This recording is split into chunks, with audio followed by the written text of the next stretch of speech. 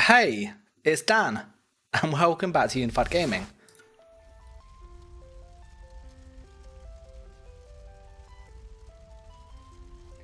So today we are going to try the Elder Scrolls Online and see if it's actually working in 2023. It's been a few months since I've been playing, and I want to see what works and kind of if things are as bad as they were when I last played. I am on my night blade tonight and I will try a few characters, but as always, any questions about builds, tips and stuff, just let me know in the comments and I'll do my best to reply.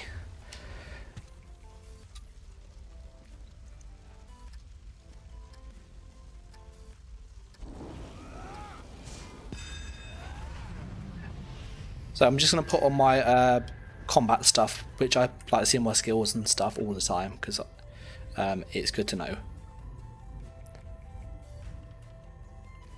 I was changing some settings for the thumbnail, so I was having to just fix that really quick. Ability bar always show. There we go, we can see that we need some food quickly and we're good to go. Hey, cheers Tate!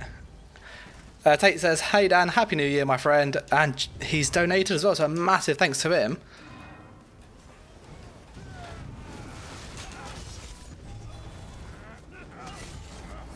I was trying to go for the cheeky execute. Oh, I changed my camera zoom as well. Let me zoom out quickly. There we go. It's like super zoomed in. But yeah, a massive thanks for that, mate. Really appreciate that. Yeah, 2023. Hopefully it's lost enough an update. Alright, we're going to pop down there. Oh, got stunned.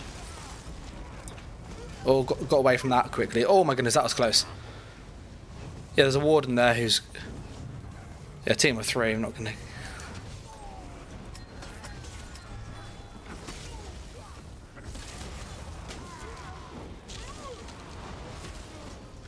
There's a snare den with us there. Oh, I went hit with a roll and heal. Blast bang's got me. 5.2k. Oh. So you can see the meta has not changed though, like still super tanky. But yeah, 2023, hopefully Zos can turn things around. There's been a lot of bugs in the last patch particularly.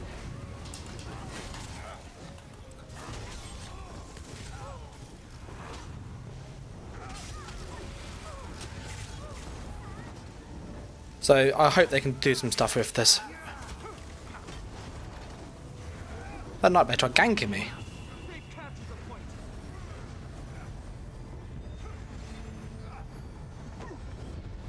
I think the new patch is due to drop like the kind of details in a week or so. So I'm looking forward to that to see what are ZeniMax doing to fix the game. And are there any good changes or not? How are everybody tonight though? Things going okay your end in the start of the new year? I call this ice on the floor. Oh, he's got someone healing him, yes.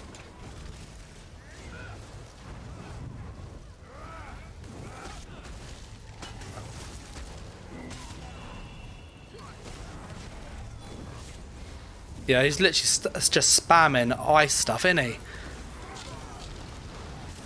Hey, you're right, Albert.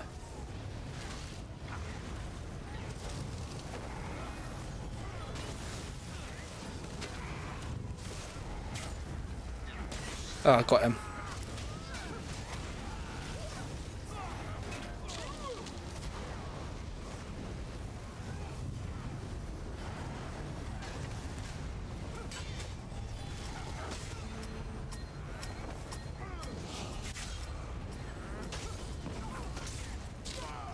That stun after blast is so annoying, isn't it?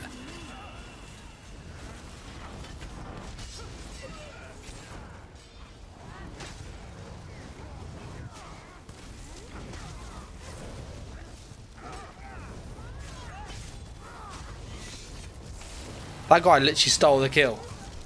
I'll have a look in a sec, Tate, at what you've put. Just trying to stay alive.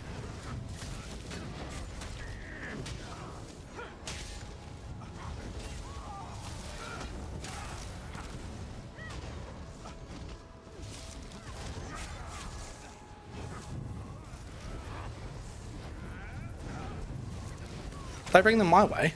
It's literally...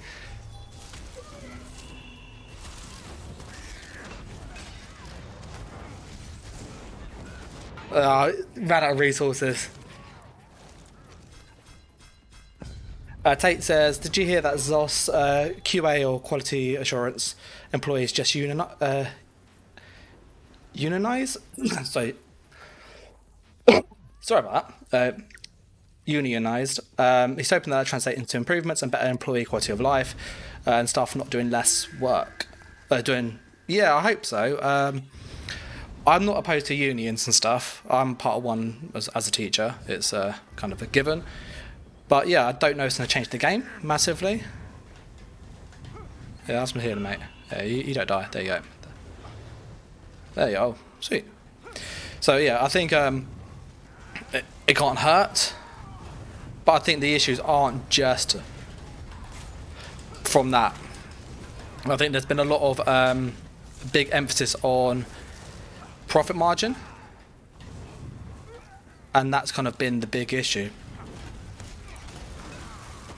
Oh, got it with that Dawnbreaker.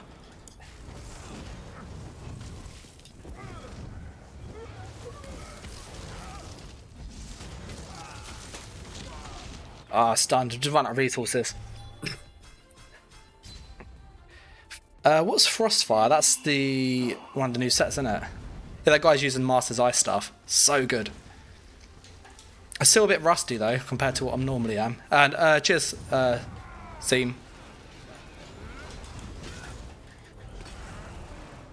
Hate that the range on Deep Fisher. So the in cap is not that massive. Can I pull the ice guy away? He's one of the ice stuff.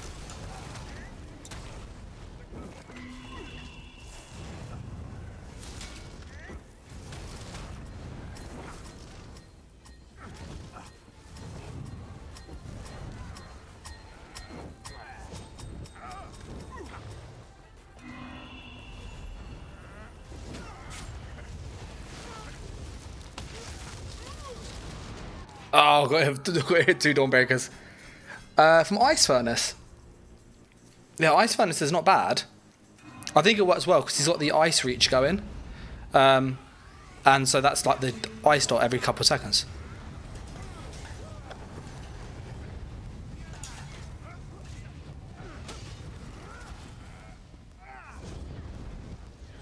Just hit him up.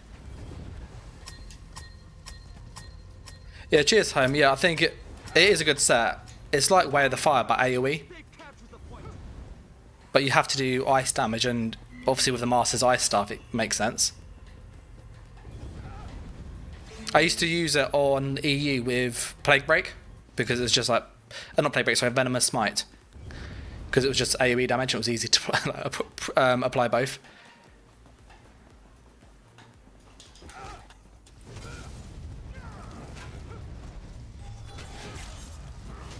That's him dead. That was a lot of burst, so that was.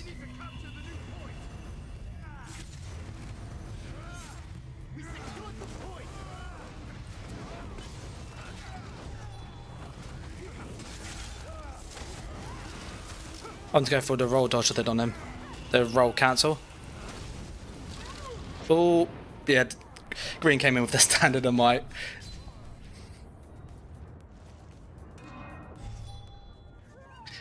But you can definitely see Wardens are pretty decent. Magnans. I want to switch my Magnan now. Like, I know they lack their killing power. They do. They really do. But they're like really good for crowd control, especially when you utilise Blockade of Frost with Master's Ice Staff. Because you can just spam that and reach. Because like both dirt cheap.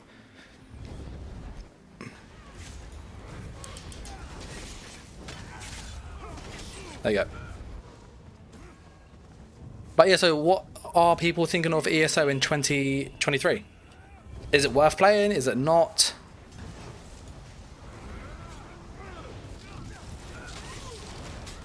Well, that's death. We need to get out of there quickly. We need to get out of there quickly.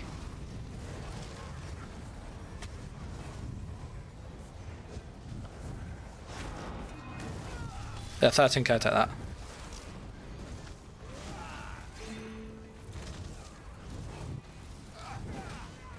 I went for the hill, but nope.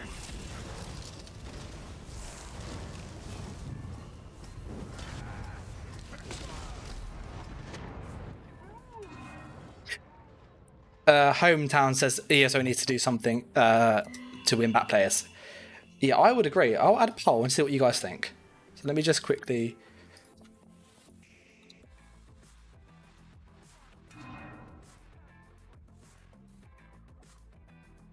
So there's a poll going up. If you would like to share, obviously put it in there. But yeah, I'd like to know what you guys think. I'm mixed about it. I think it's got lots of potential.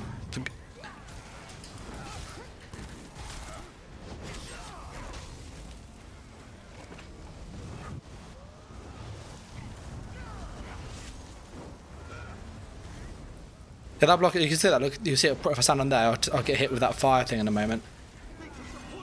From the I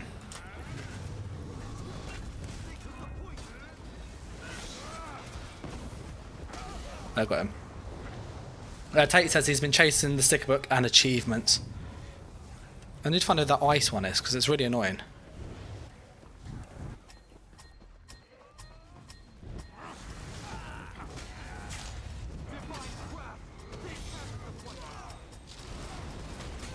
Because of that blockade of frost, he gets that projectile.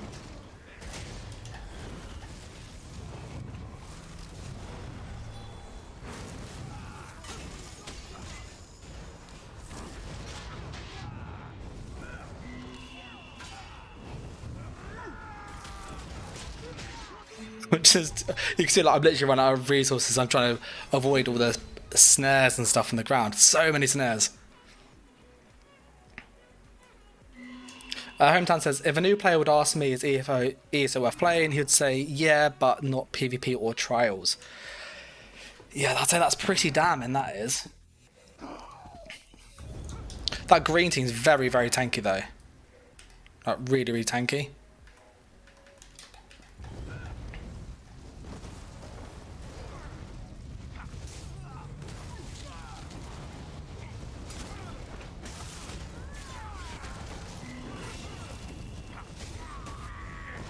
I went to go for the heal and the heal didn't fire. That's a big Dawnbreaker though, 10k.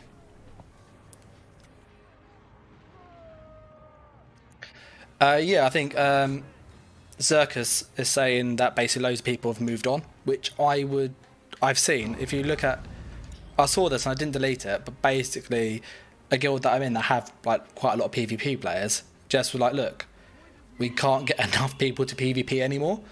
And yeah, so that's pretty sad. And then if you go into your social, you go to guilds. So this is out of 500 people almost, that's 22 there. Out of 230, 10. Out of 116, 17. And like most of those guilds were anywhere from like 50 to 100 players on most times. Especially this sort of time.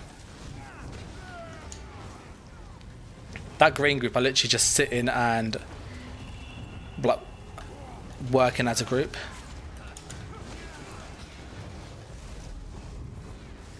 Yeah, New World.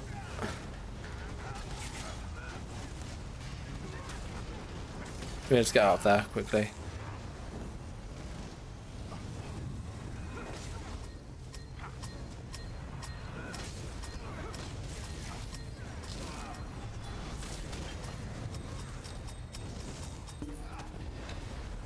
Yeah, that who's that guy with that snares? Little hammer. Is it him? I think it was him. Or Never Noodle. That was it. The guy with the snares. So many snares. Oh, literally, just, you could not move for half of that match.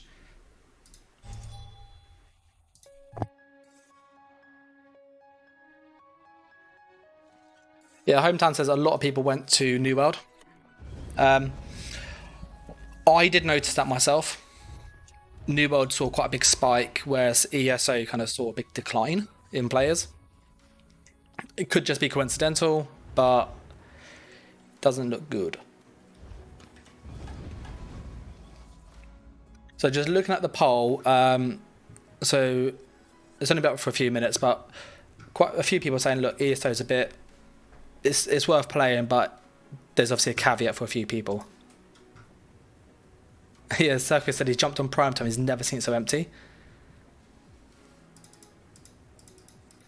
Yeah, Hometown says the reveal event is like 2 weeks away, and they hope that they can kind of wow us, which they've said in their kind of letter, which I've been keeping up to date with forums. I just haven't really been making much content on ESO because it's been kind of unplayable. Like, block didn't work for a long time. The game wouldn't let you play because it would crash. There was lack of players on there. There was issues with skills not firing. When things did fire, they were like working when they shouldn't have. So like AoEs affecting everybody with no cooldowns. It was just ridiculous. But kind of seeing all the forum stuff, their reveal event didn't really. Their post about it didn't really kind of fill me with confidence. It's like it's a new feature that people want, and we've been asking for it for ages, but we're not going to tell you. And they kind of didn't really give any real hints or clues, which is fair enough. But at the same time, you kind of go at this stage, kind of what can they add that's going to bring people in? Because a lot of the issues and the reason why people left was because of balance and performance. And it just feels like potentially, unless they undo a lot of the damage and also try and bring people in, I don't think it's going to be a sustainable fix. Which sounds really harsh. I know there's been a lot of talk of spellcrafting, and I've seen loads of like assets and stuff and clips where they announced it like a couple of years back, but it kind of got sort of put on hiatus. And that looked really exciting, like really interesting. And there's been talks of a new class, like a bard class. So kind of a more support, real focused class. But beyond that, I don't know what they could add that would really like excite people. What do you guys? I'll put a poll up and see what you guys think. What do you think is going to be coming with the new update?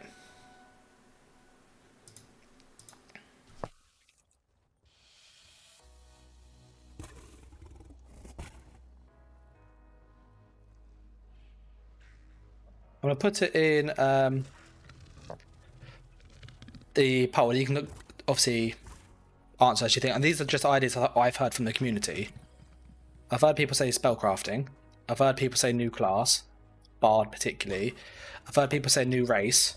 Some people say Daedra, which I don't know how true that is. And then I've heard people say going to a new continent, like Atmora or the one on the far left. I can't remember what it's called from the lore thing, but it's kind of where the elves originally came from. Like the drug came from. Sorry. So they're kind of four things that I've heard people say.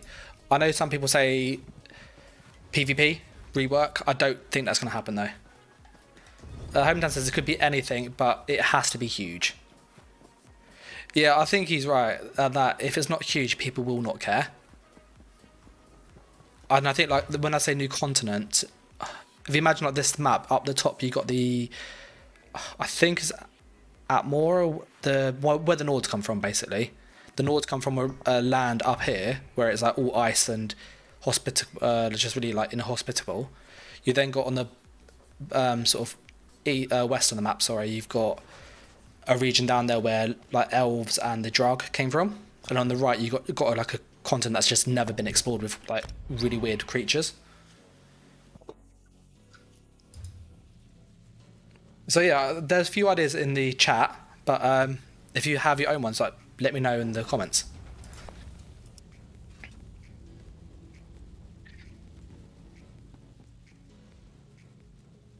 The Never Noodle.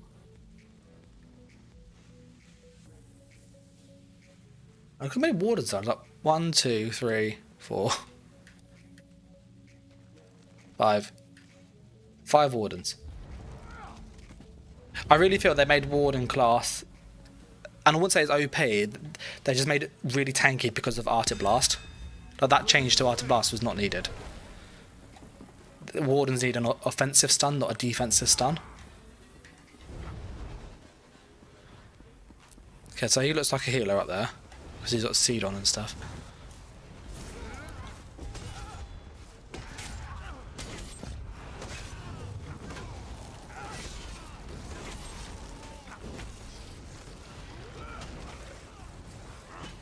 He's on a healer spec because he heals very, very quick.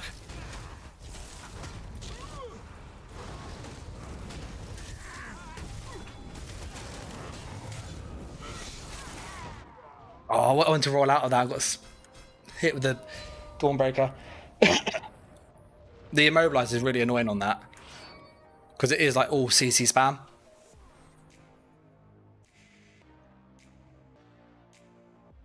Yeah, Hometown says they're doing server fixes this year, so it could lead to PvP. Having played on PCEU and on PCNA, and also on Xbox EU, the server upgrade on PCNA made a massive difference. Like, I've got 196 ping, but the game works better here than it does on PCEU, just because the servers are upgraded.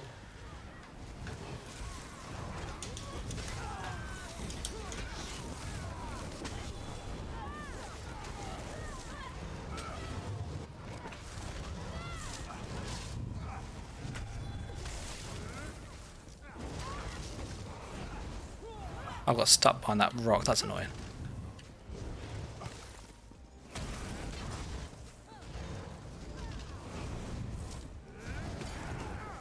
That's a good block by him.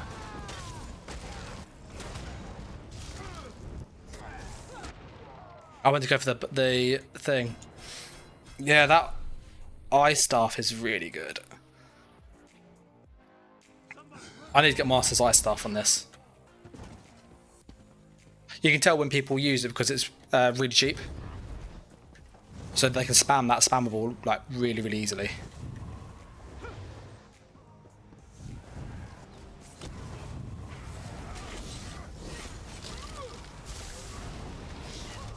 Got a sniper up there.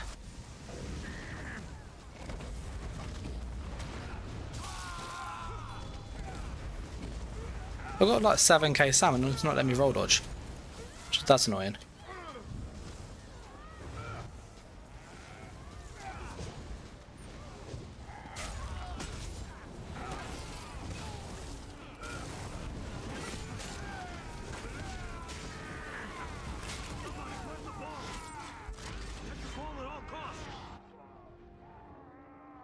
Circus says if they do anything for PvP, he knows he'll quit.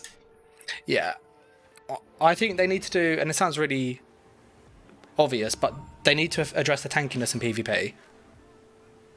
The two big issues are undeath. If you're unsure, undeath is here, and it basically makes you really tanky when you're low health. That with massive burst heals means people are really tanky even in light armor. Give them medium or even heavy armor their armor cap, they're like really, really tanky. And that's without any defensive sets. You didn't have sets like Balorg that then gives them really high damage when they need it.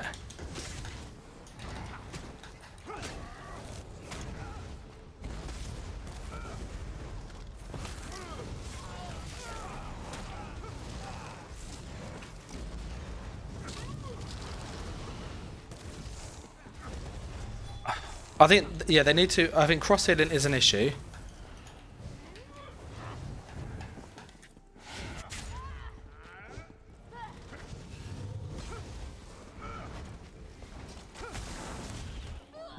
But I think the big issue is that people are really tanky. You can bounce back. Like, one thing that bugs me is their healing standards, which is like how they work out how powerful skills should be. That's 1.5 times off spammable. So basically, someone's heal is 50% stronger than your spammable damage. So it means if they can hit you with a good heal early on. He's got a Dawnbreaker coming.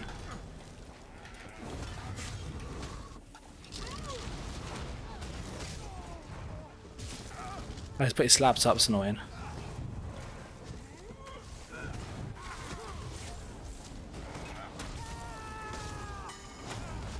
Oh, I got hit with the CC spam. Yeah, but the issue is the healing is too high, even like single target. You add any cross healing into it, and it's just even worse. Like, you can't sustain it because people stay alive too long, and then that then tanks performance, which is what you see in Cyrodiil. Massive keep fights. Like, I don't think I have my undeath on, do I? So I need to whack that on in a sec. That's stage 2. You can see like you're really squishy without it. But the reason people use it is because it's so AP. And healing being as good as it is.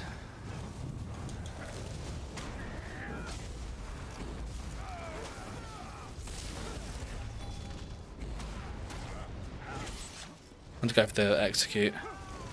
Is he coming up? Yeah, that was... I need to put Undef on.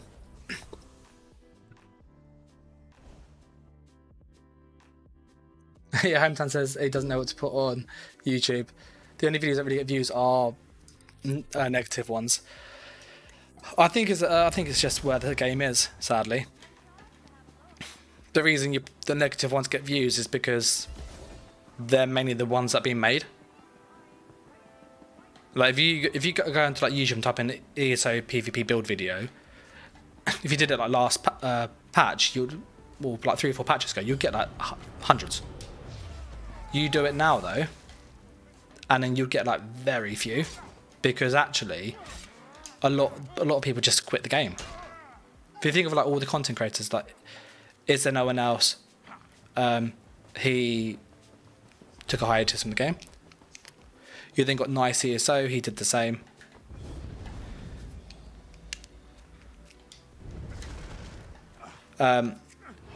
Delty's kind of been on and off from what I've seen with the PvP side of things. Nefas has kind of been a bit up and down with it as well. I've been up and down with it.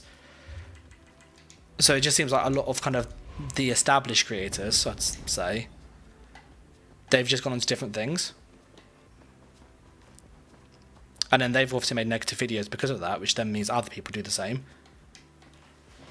So it's sad, isn't it? Tate says, going to Aldmiris or Pandonia, that's what I'm thinking of, would be cool. Atmore or Yokuda. Yokuda is where the Nords come from. And Akavir would be a death sentence according to the law. Oh, 100%. You're right, Beefy. I'm just going to open the door for the cat. I know it sounds daft, but the cat's, honestly, does my head in. Like, scratch, scratch, scratch, scratch, scratch.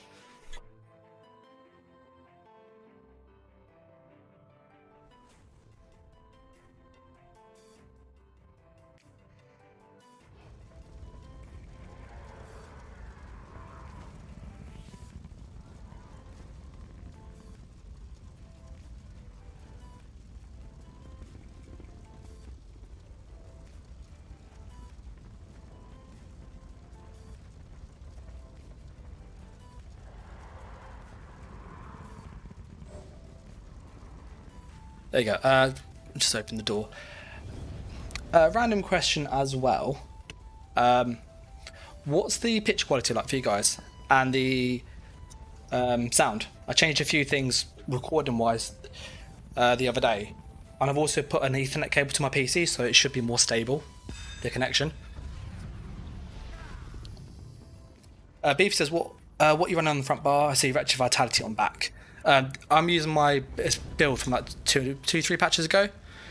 Oaken Soul, Wretched Vitality, and Wear the Fire.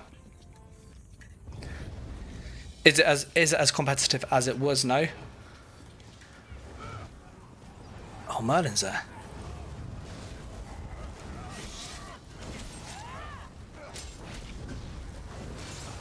No, don't be me. Don't be me.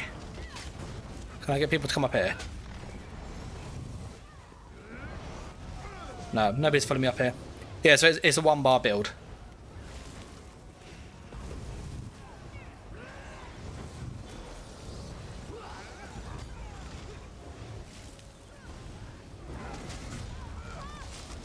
Are they still that kill? They actually stole that kill.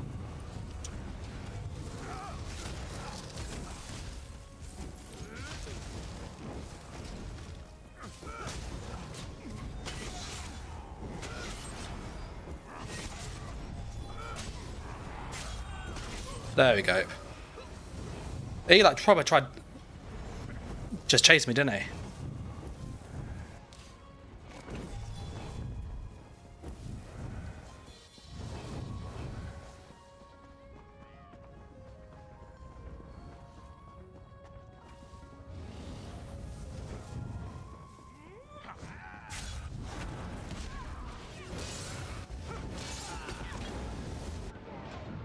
Hate the beam spam.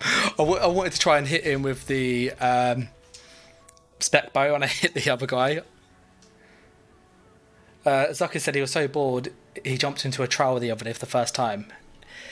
Yeah, I find trials. I was like with a lot of things in PvE, it's very repetitive. Like if you know the mechanics.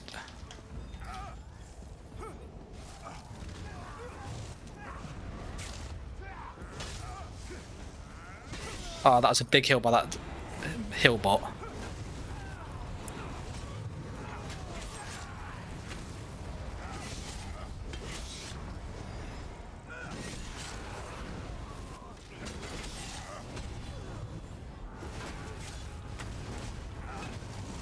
That's just pointless there. That is a lot pointless.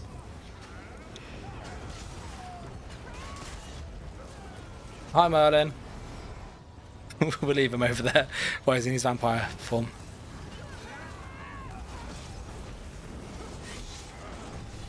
Oh, I went really aggressive then. Oh my goodness. Oh, that's him dead. Don't die.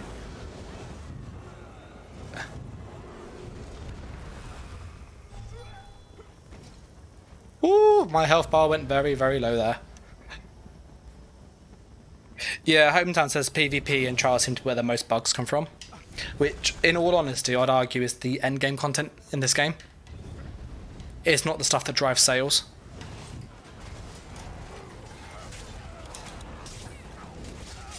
Oh, I need to get my resources up more.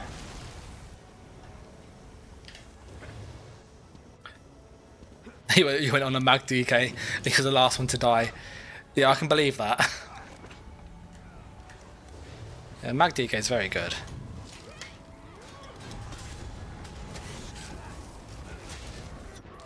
Oh, like when you know there's somebody that you want to kill, and then people just jump in, you're like, oh. But I think mag DK is very good suckers. The whole coagulating blood, healing you from like 1k to like 15k is just mad.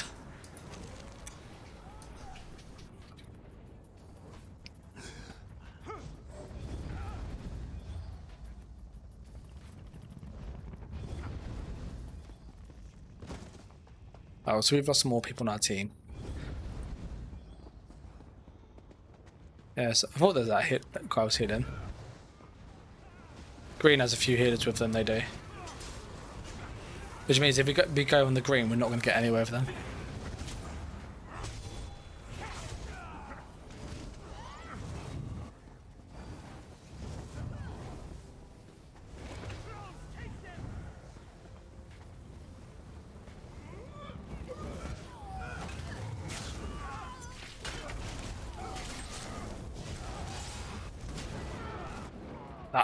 Give me the beam. Yeah. I think if I were to go and say that they made the trials and the healing going to Circus Point quickly, how it is because they found it hard to increase the difficulty mechanically, it seemed. So they increased it based on damage. So it became more of a DPS race or more of a heal thing, so people had to basically heal more. Did you see that guy? He went from no health to full health. No health to full health on one button. That is like ridiculous. Like that is literally the level of healing you're dealing with in the game. Like you wonder why people don't die.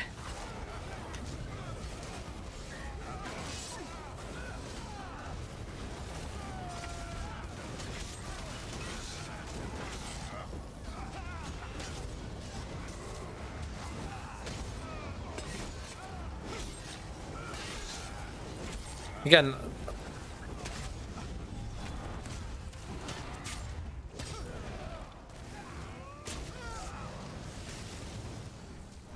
the healing in that group is just insane.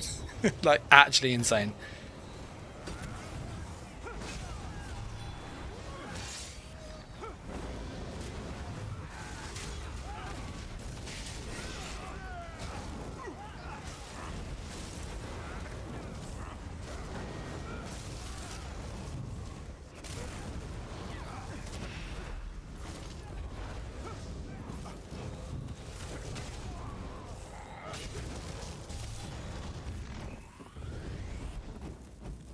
Oh, I killed myself. Literally killed myself. Full damage. Yeah, how many healers were in that green group? 740k there, 273 and a 400. I'll be like, why is nobody dying in that green group? It's like, oh yeah, they've got like over 1 million healing already. Hometown says they need to do something about immobilize and stuns and player speed.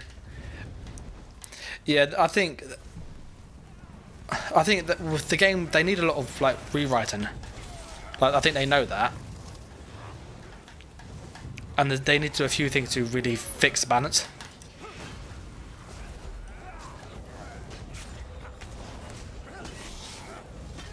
I can't. There's no way I'm gonna kill a group in that any of those greens.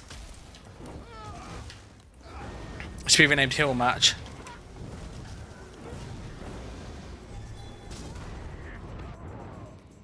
That snare on the leap. Did you see that snare on the leap? You can't move when they hit you. You see me like I go to roll, and yeah, I know that I was like, nope, you're stunned. But yeah, I think Ergo is right that the healing is just mad. And I think my class has too much healing for like how much damage a Nightblade can do. But we're gonna have to push purple. There's no way we can.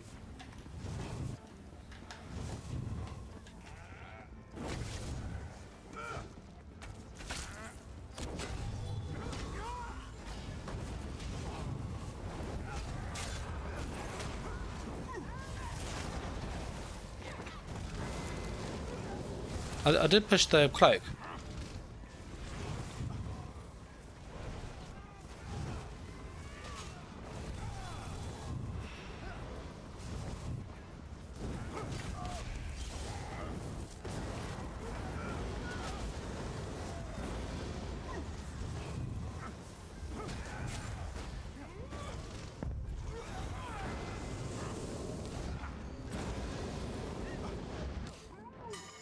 Literally being spammed with beam. You can see the guy literally just like spam beam, beam, beam, beam, beam. It was that guy, the guy there, the one with like 900k healing.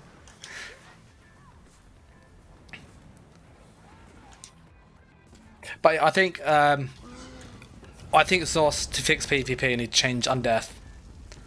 They need to get rid of that. That should go. They need to also change healing. So either give like more defile options, make it better, but better ways for people to counter it. I haven't played Final Fantasy 14.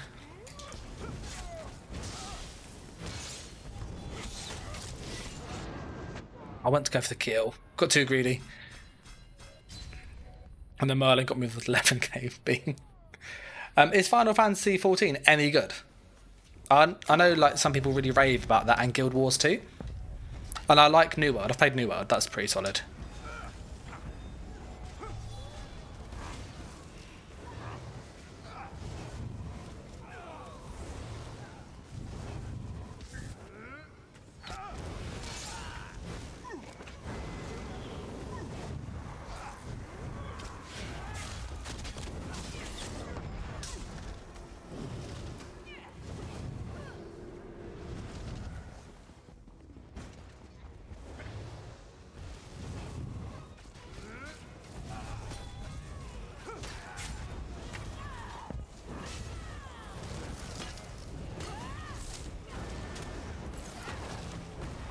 And Merlin went to beam me.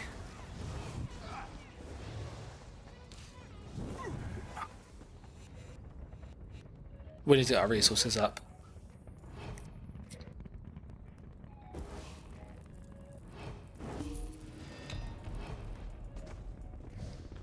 How much shielding was there? 810, 351, 1.1 million. Like that green group, it's insane. Hometown says PvP is a bit iffy, but the story and content is S tier.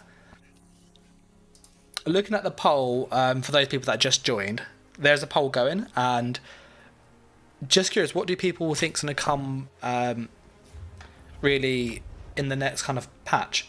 Do they think it's going to be spellcrafting, new class, new race, new continent, or a different idea? Just put a bit in chat.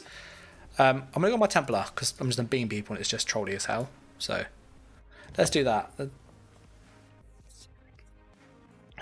Being a beam player is like really, really fun, and it is really cheesy. I'm just gonna check I have all the stuff I need on this. Yeah, I do. Okay, sweet. We're gonna jump straight in on this. I made a 1-bar beam build, which I never made a video for this actually. But this is what Merlin's using, who was beaming me, and it's just really annoying. Because the sustain is like stupidly high. Got 2.2k base without any buffs. Plus I get free magicka when I get interrupted, like with free skill casts. And my beam does more damage when I spam it. So, like the bonus damage you get on beam is just insane.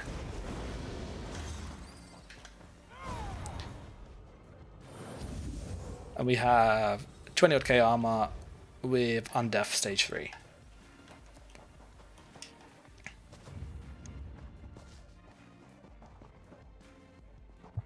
I have been dabbling with some other games as well, as you've probably noticed. I haven't really been making many videos on them. I've played a fair bit of Grounded. I've been playing The Sounds Daft and Plant v Zombies. I quite enjoy that. It's just quite silly. And Cosmoteer. And I've recently got Elden Ring, which is... That is good. It's quite definitely a challenge. Hometown says it's worth trying out. Let me look at the combat. Final Fantasy 14.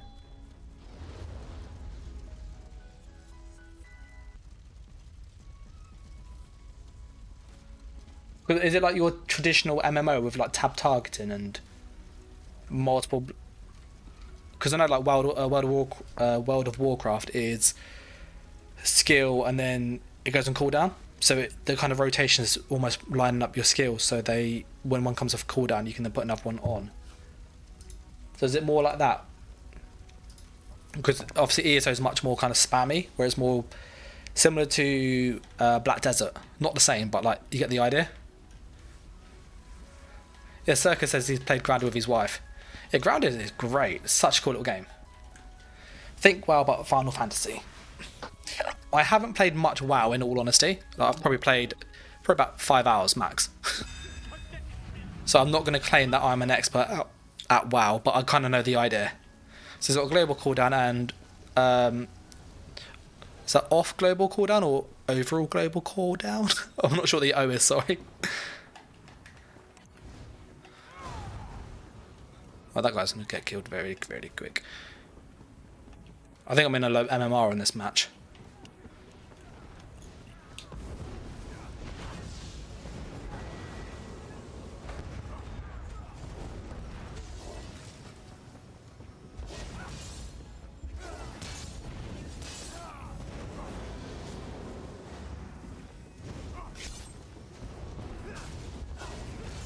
There you go.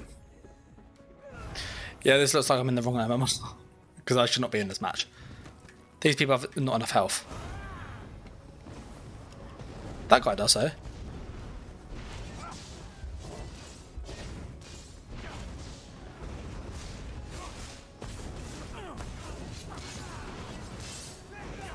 There, he's dead.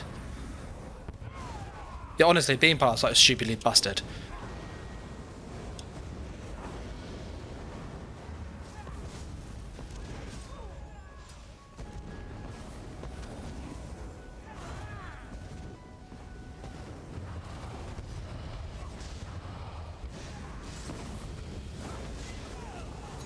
Nope.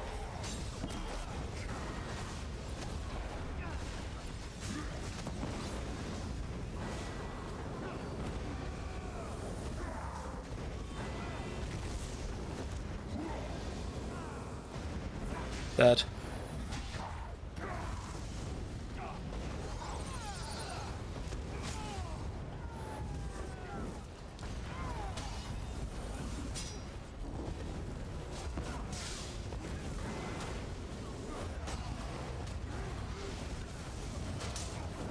Make it up.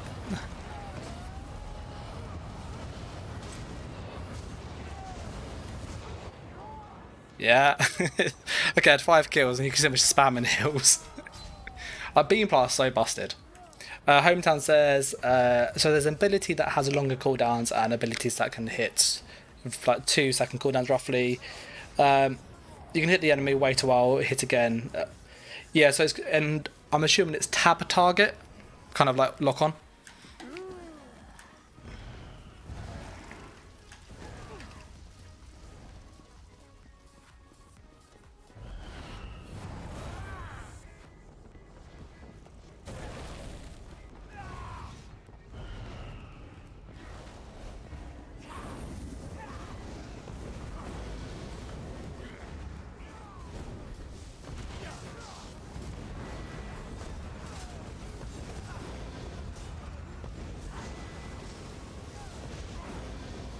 Oh,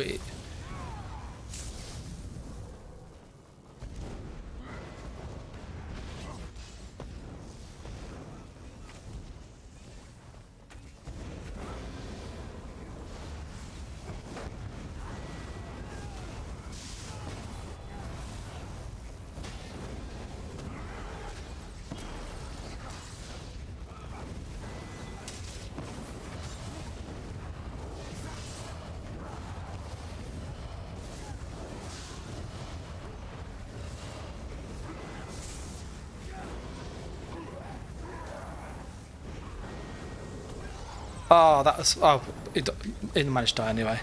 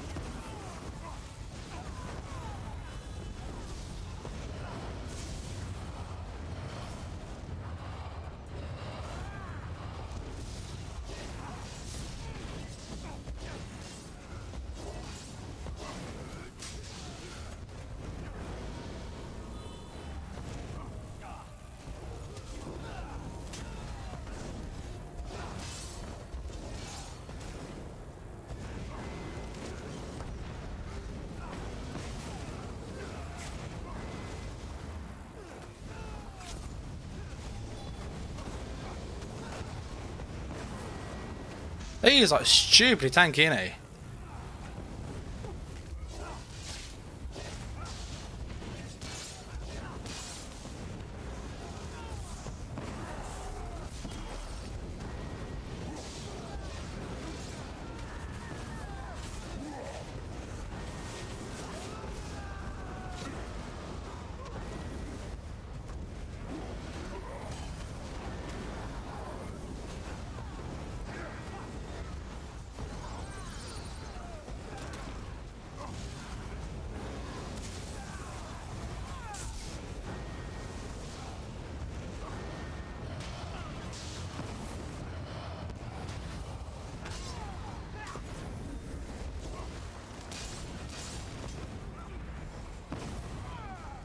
Sorry, I'm focusing on trying to kill people.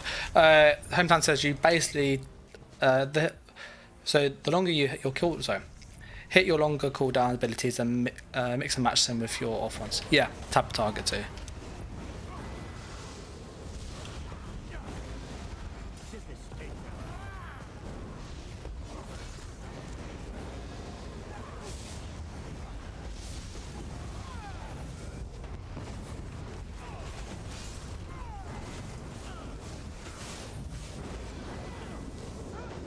I had 3 people beaming me.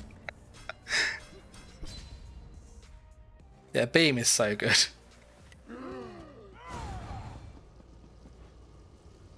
Looking at the poll, a lot of people say a new continent is good for the game, or spellcrafting. A new class, not so much. I can definitely say the meta's still very tanky though. I've played a few matches. Apart from this one here, like they've all been pretty tanky.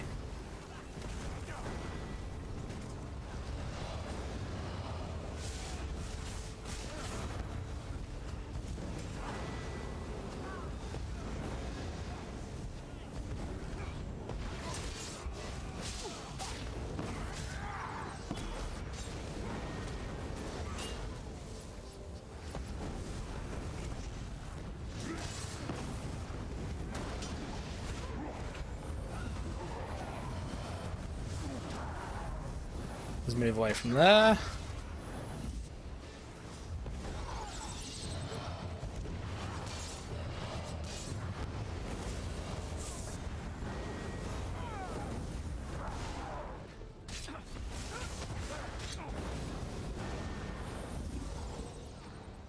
Let's run up here.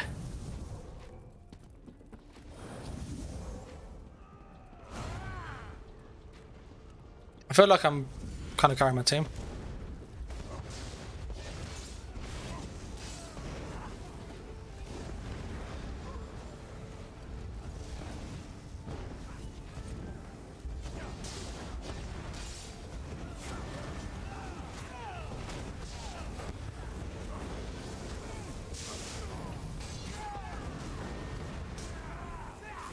Well, the guy went for the kill, didn't he?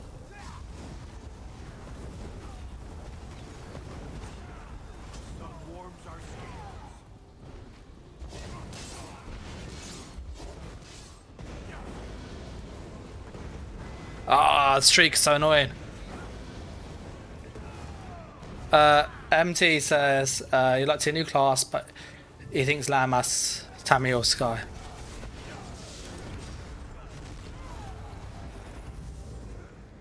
Yeah, he literally just joined in with like AoE spam he has. Tate says, I think we can work with the classes as it is. People can't even use the ones we have now. Let's not muddy the waters.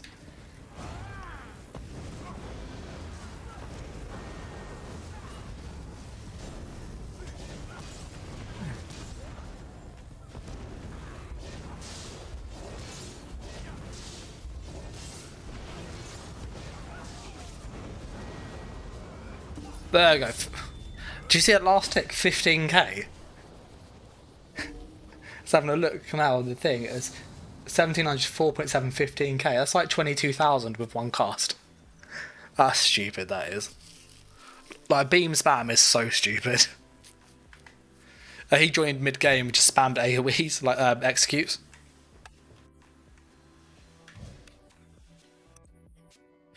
I think Tate has a point though, that the adding a new class to the mix could confuse things. And yeah, I think there's bigger issues at the moment. I think just making a new class or doing things where it's kind of to just grab people's attention quickly without addressing the big issues long term isn't going to be enough at this stage. Like if you go to Vivek and go to Vardenfall, sorry. Like this is normally a really busy place on PCNA because of all the people doing crafting and stuff. And we can just get a kind of a quick feel for how empty or not it is.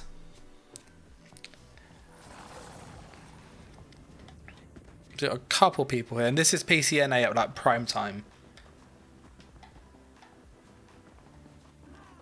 So I wouldn't say there's loads of people. Like when I normally come, and feel free to correct, like the stations are like piled with like 20 plus people. Like there's hardly anybody here, and they're all low levels as well. Like less than 1000 CP on the whole. 700, 1600. So you've got a few like proper crafters, but yeah. Tom goes so much for the millions of new players. I think the issue, with the millions of new players, that's kind of a metric which is they log in and they play the game, but do they actively play? Are they like a returning player? Elsewhere, Rimmen's pretty busy normally.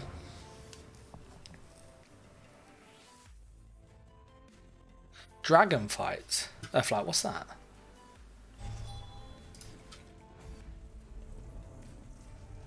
Oh, the World of Warcraft add-on, DLC.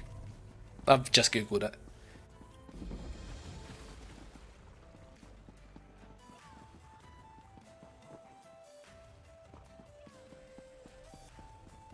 A moment, please. I wonder what Cyrodiil's like actually. Let's look at Cyrodiil. Okay, apparently that's full. They don't look good, do they?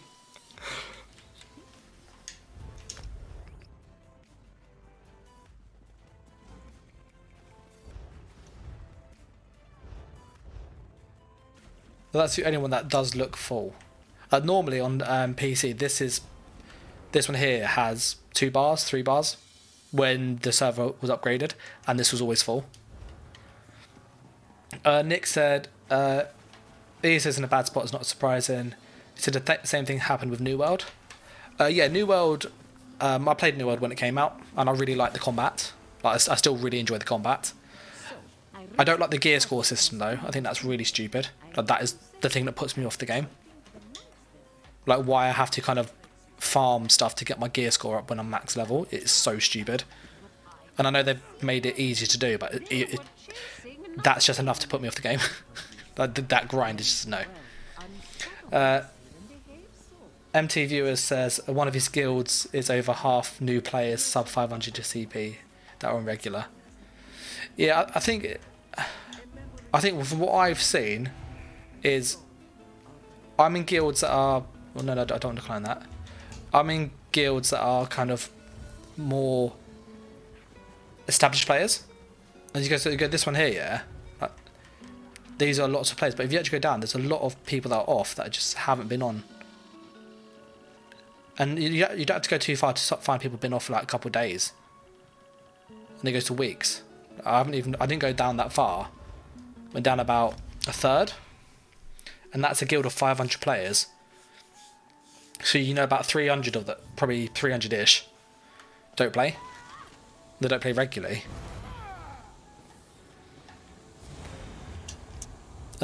And you can kind of do the same with this one here.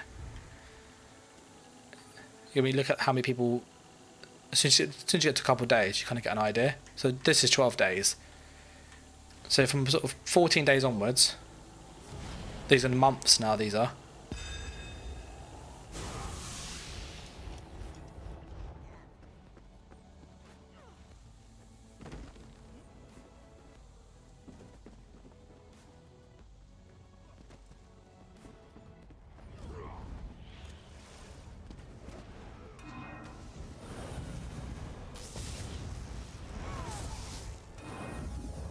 I didn't even see who we have in this match.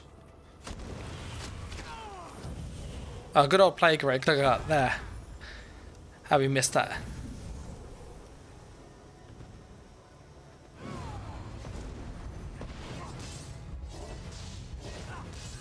Bye bye.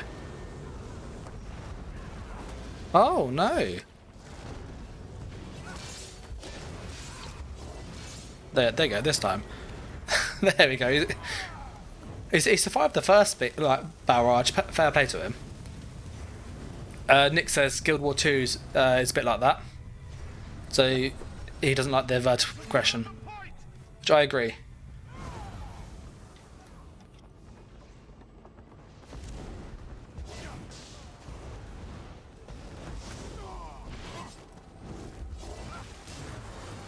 Oh, I tried getting him.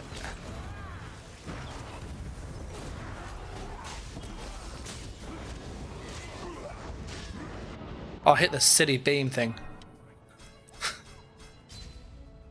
I was trying to get the warden. I got aggressive then.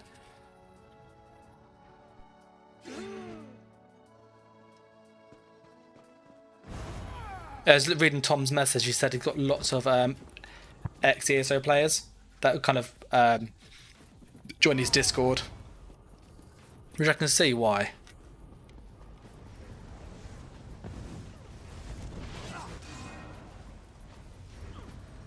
I hate when you get stuck on things. It's really annoying.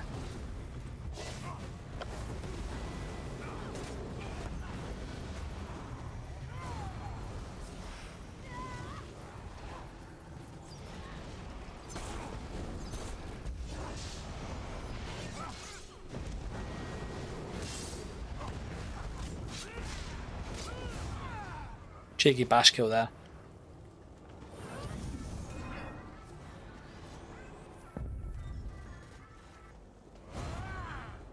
Here's someone using the good old snipe. There he is.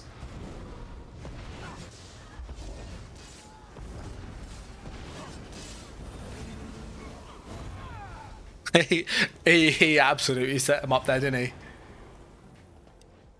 Let me just quickly check chat. So, yeah, if I'm going to get attacked, like, please shout. Tom says gear score in any game feels bad. Yeah, 100%. He said about a lot of people left ESO, joined his Discord. Hometown says he logs into ESO to do his writs and that's it. Nick says Guild War 2 is good for that too. He hates vertical progression. Tom says we've got a strong community from ESO, but they just don't play it. And Nick says he's had a long convo with someone in WoW yesterday about ESO, and they're both complaining about PvP and the performance. It's funny to see fellow refugees.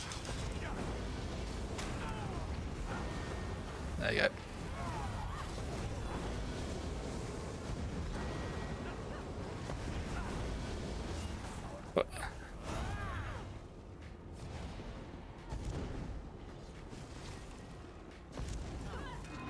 But that was not a good move from him.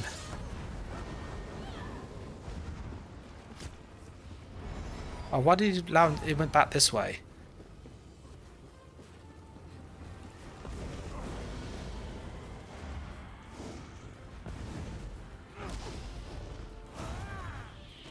Nope.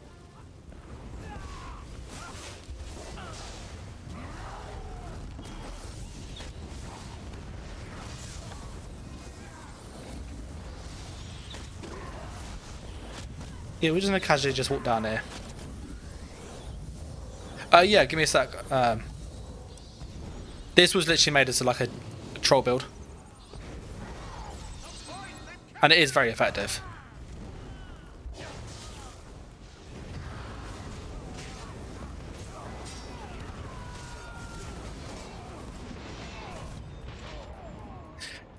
I got hit with execute spam. So I'm using Theodore's Light, which makes us tanky when we spam beam, and it also means we get resources back, like a free skill cast if we get interrupted, which is really good. One Magma Incarnate for just sustain, and Deadly Strikes, which makes our beam more powerful. We then use one Oaken Soul, and it's all infused, if possible, regen. So we have like infinite magicka, so we can just spam beam. It's really stupid.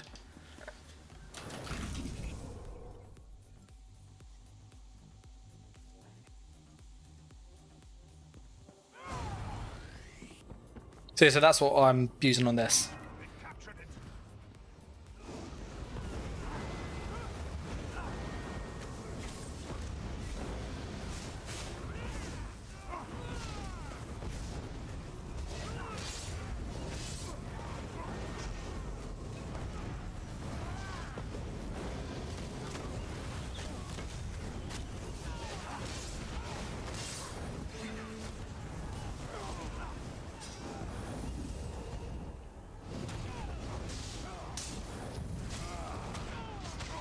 That's a horrible stun. I wanted to try and knock him in the thing.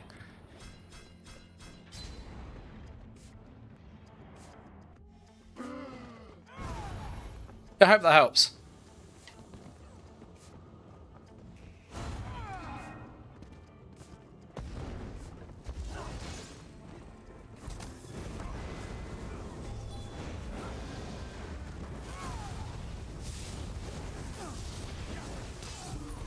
I want to go for my heal.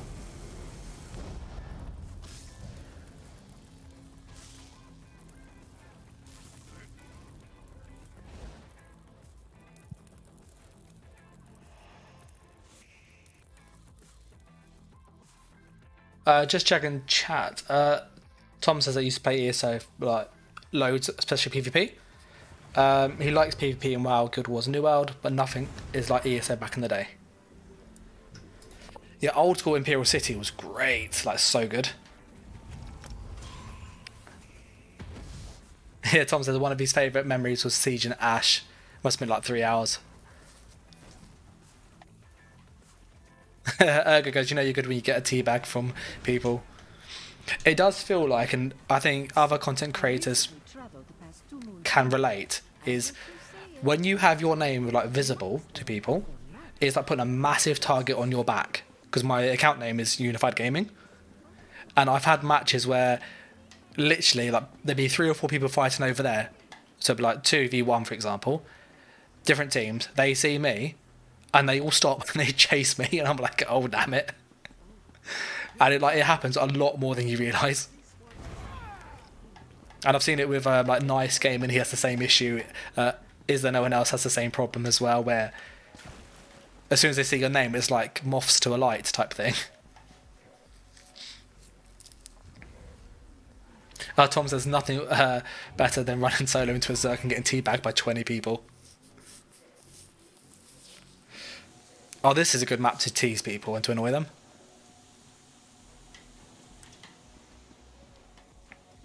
The one thing with this build, which you do really want to use this food, and it is expensive. This is like the creme of the creme. It is so good for what we want to do, because we need health and we need magic recovery, and we want max magicka anyway. If you can't get this, just anything with health and magicka sustain is key. I honestly found that 24k magicka looks low, but my sustain is so stupidly high, I don't have a problem. And what we can do is, if we want more sustain, is we can run the rune, which gives us loads more sustain. Should probably put some passives in too. We're kind of missing those. Oh, well, we're in medium armor, surprisingly, so we really take advantage of the Templar's skills for kind of max spell damage and max weapon damage. Max spell damage with the minor sorcery. Yep.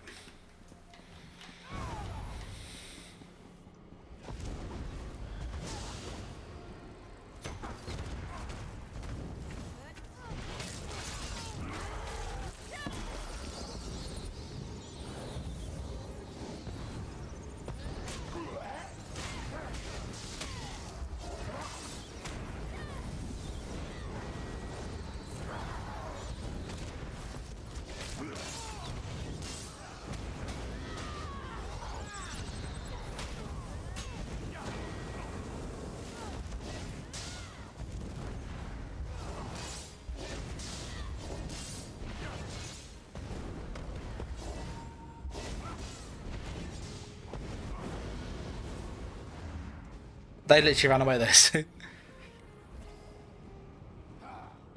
Yeah, they literally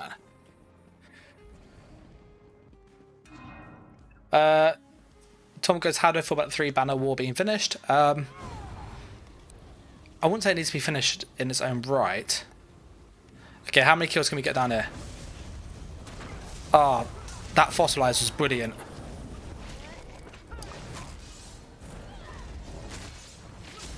We're trying to knock them off the edge.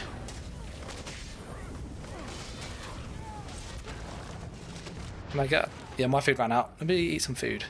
Yeah, I think what they need. I think if they took from New World, basically the outpost rush, that would really satisfy a lot of people's PvP desires, because you just make a slightly bigger version of that, basically, like half-an-hour matches or something, or even an hour, could be even a day, but something where you got the 3 keeps, like three factions like around the map in a triangle kind of shape.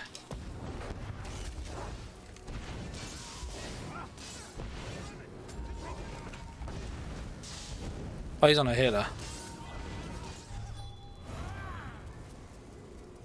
Well, that's not going to work, is it? He's literally just like, nope. But yeah, I think having it where it's smaller and more instance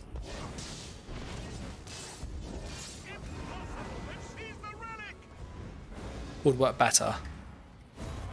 And it will be, if you imagine that every faction has a home keep each plus 1 extra, and then there's a central keep.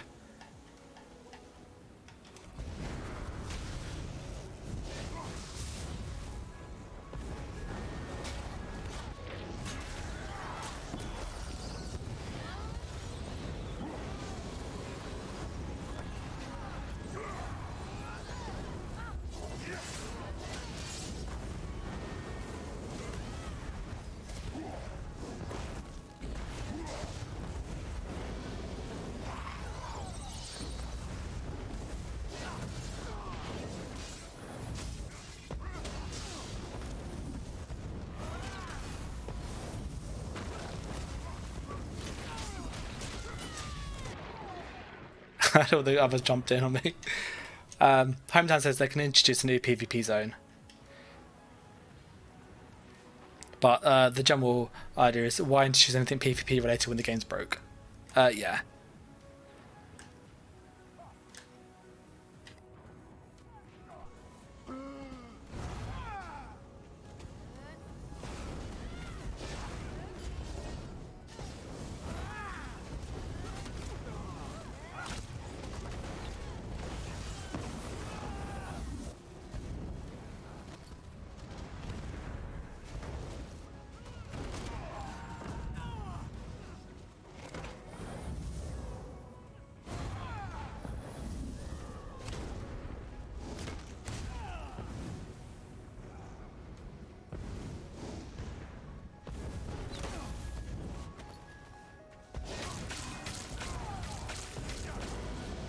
Ah, it's got him. I haven't put it on there. I haven't made a video for it yet. It is using Cyrodiil's Light and Deadly Strikes with Oaken Soul and one Magma Incarnate. Yeah, there's a few tanky players, definitely. We just use the Vampire ult as like a...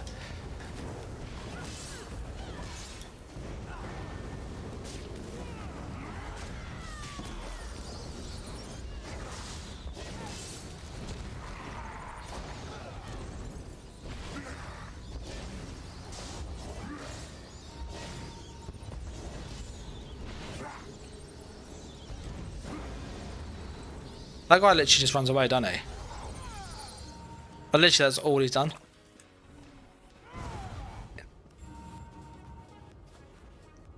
Look, he's like run all the way back. Like all the way back to his team.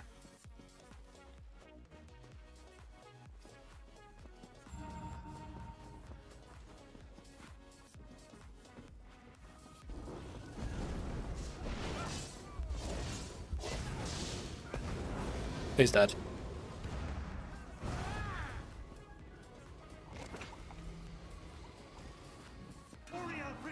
Yeah, that purple guy that never wear, he's literally trying to focus on kills.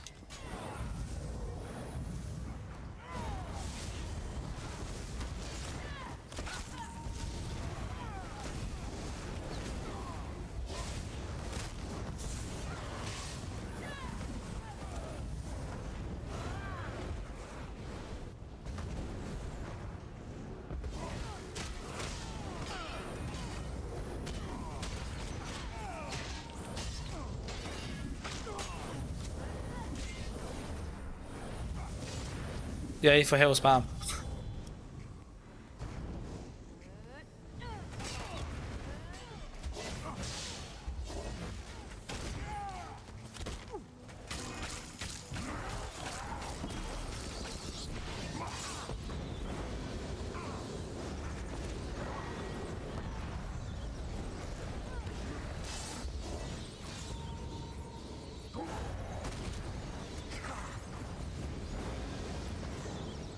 Poke is so annoying to fight against.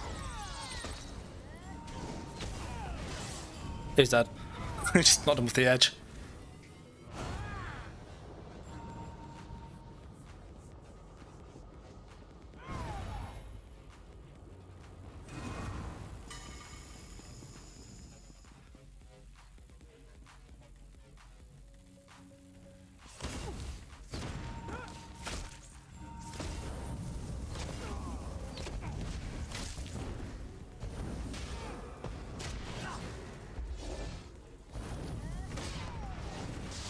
He's dead.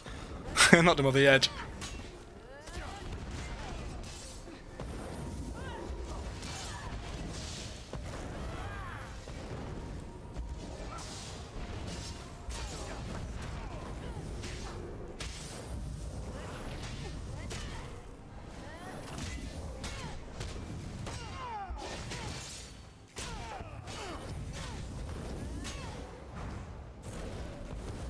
Yeah, this is why we have so much sustain, by the way.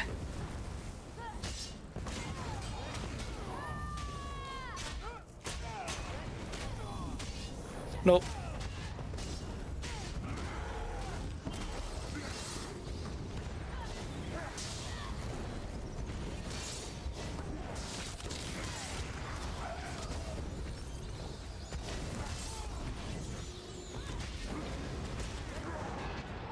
I went for the wrong thing. Yeah, this thing works in PvE. The heal we use the beam heals us. So we use the one that gives us healing, which is pretty nice actually.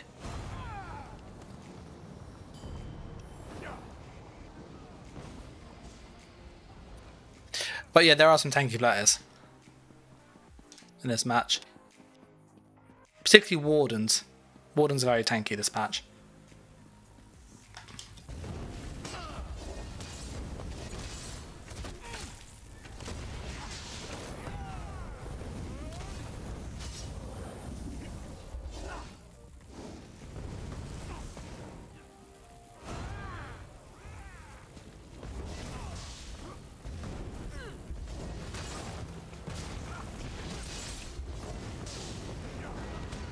Dead. So literally what we do is we charge them up with the...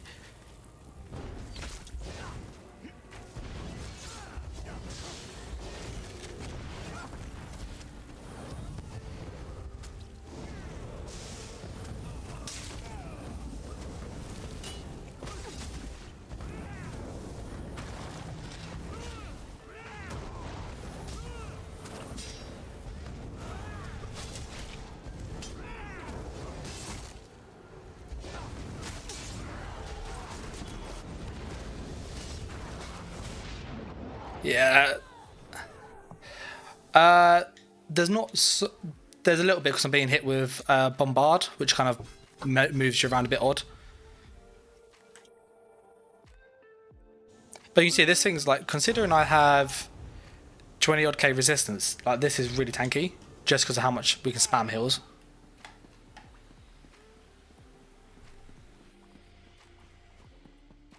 But with the sustain this has a Erdem, you can use this like in PvE absolutely fine.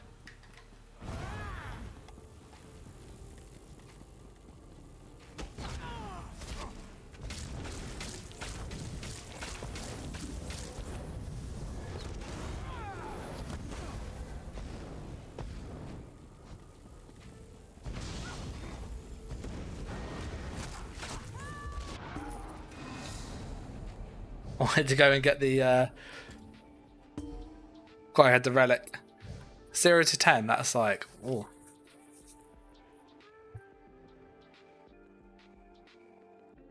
But no, I think touching on kind of what Tom and Hometown were talking about, the revamping PvP, have something like Outpost Rush. Something where people who have crafting or gathering can help. Because that's quite nice, that gives non-PvP players something to do. And then have the objectives still, where you have like center keep, and each faction has 2 keeps each for the home as such, one spawn, one middle, and then around each third of the each like basically third of the map there'll be like a bonus resource or like a tower or something that you can catch for like bonuses, like bonus AP or something, kind of like your towns almost. So it's literally just like a mini version of Cyrodiil. I need to join the bed to show what I mean. But I think you get the idea.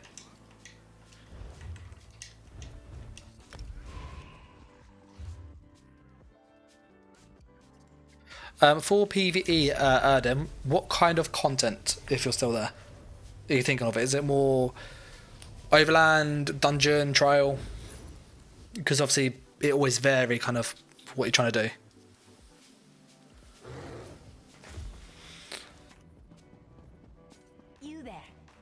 I think an open world zone could work. They need to do what Black Desert does. And I think what Black Desert does is very clever. It's a bit like Imperial City, to be fair. So what Black Desert does is, when you kind of move across the map here, so say I'm here, and I move to here, about halfway through, this is like server 1. And as I move to here, this is server 2. So but about halfway through, there's like a invisible load screen, where it basically just moves you from server 1 to server 2 and back, but this is all one cluster. So like this is all one cluster or one map. And what it made happen was that if this part's lagging here, it won't affect this part down here. it also means that you spread the load out across multiple servers rather than one server having to run all of this. Because what you see at the moment in Cyrodiil is you could be down in like Cropsford or Falas, and someone else could be over here, and they have loads of. There's like a massive Zerg fight for the scroll, for example. That's happened over here. It's like 50v50. Here's awful. Over here, like you're nowhere near people. It just lags. And if you look at Imperial City, it's like that.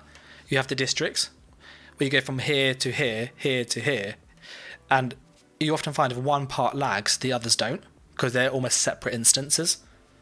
And it is a much better way of trying to solve this problem. I proposed, and I put in a video about a year and a half ago actually, and the idea was that the milestone gates, when you go there, it basically moves you. So you just split the map into 3. They've got the gates already. So when you get to a milestone gate, it's like a neutral zone. You can't be attacked for X amount of yards whilst it ports you.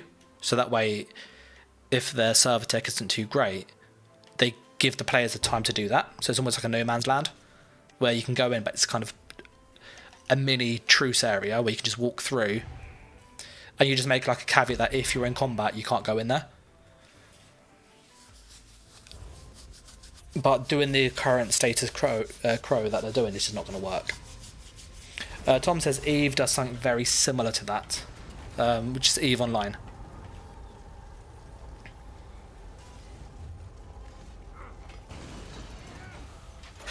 But I don't think the new chapter is going to be PvP focused, going to the poll.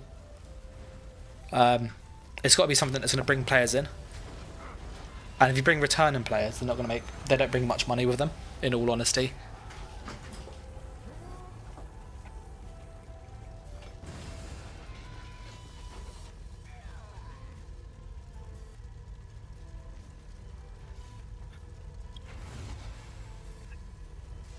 Tom also says he'd like to see a PvP flag in the normal world. Yeah, I think PvP flag is quite nice. And New World has that, which I think is quite good. Like the idea of like extra resources or but enhanced XP, it works well. Let's have a look at the people that we have.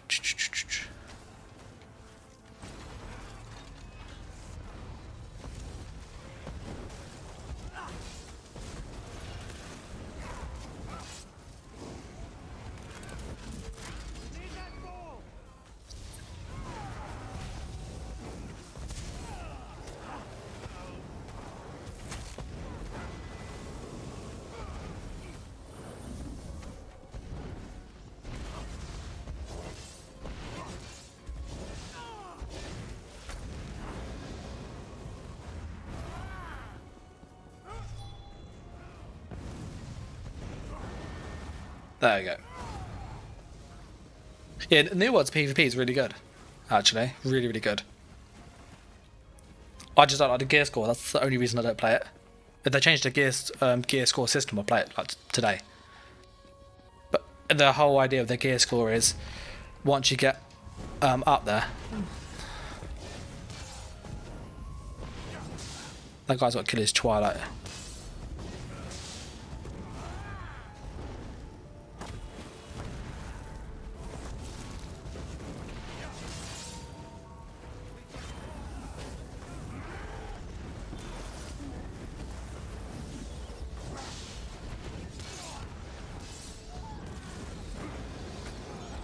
Oh.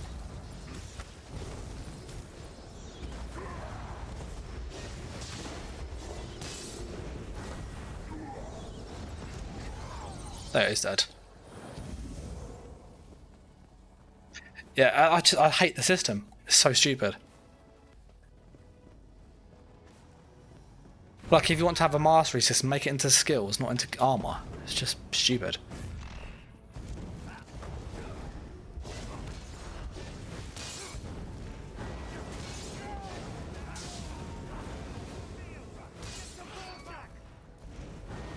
I got him. I don't think it's a good solution.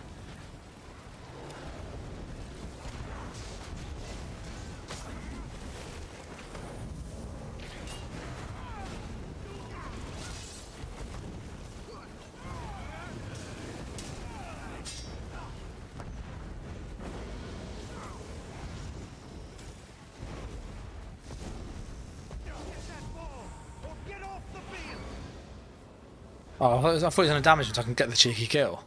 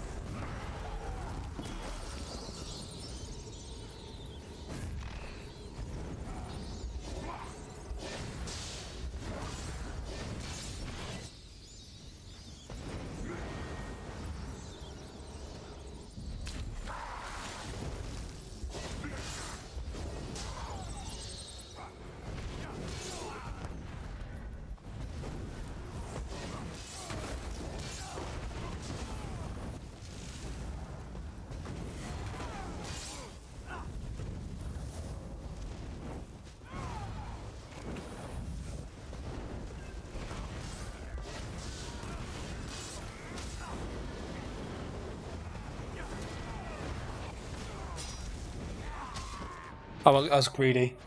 You can see I went for the beam kill whilst I knew I was getting attacked.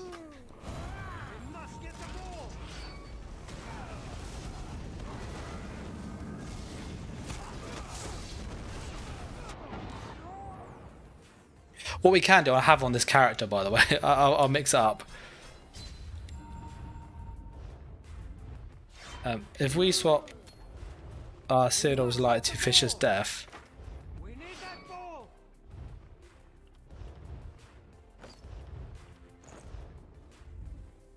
That way, when we kill people, they blow up.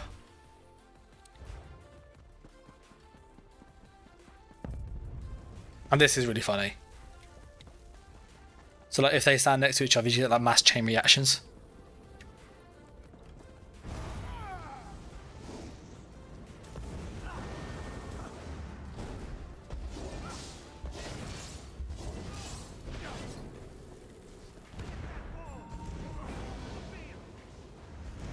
There, see that as our kill there, because he blew up.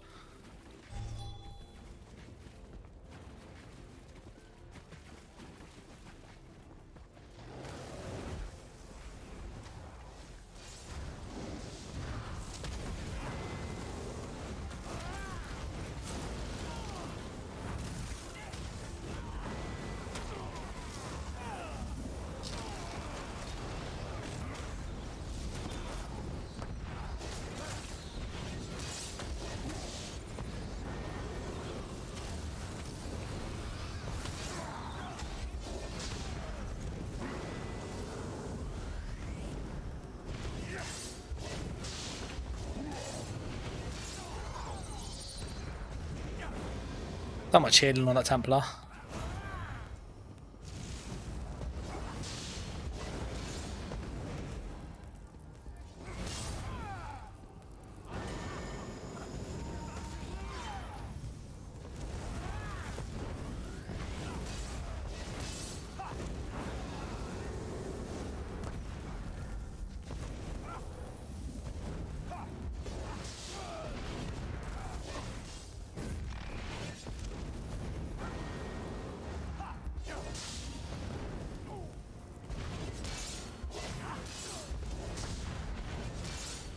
I'm determined to kill this guy.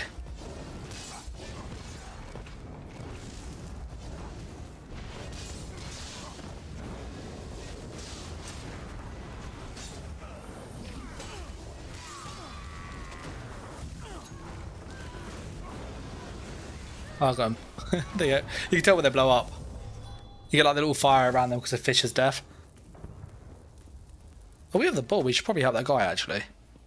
Can you come up here?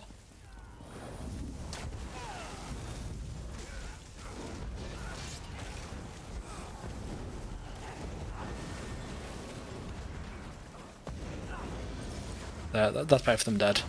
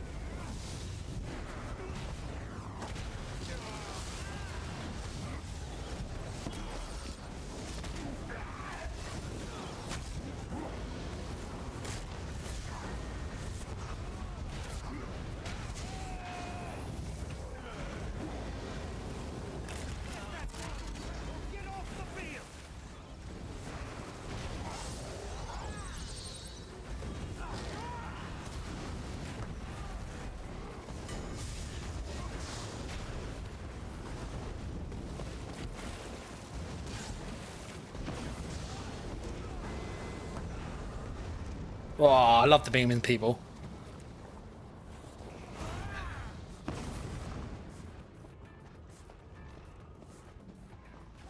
Where's our mate with the ball?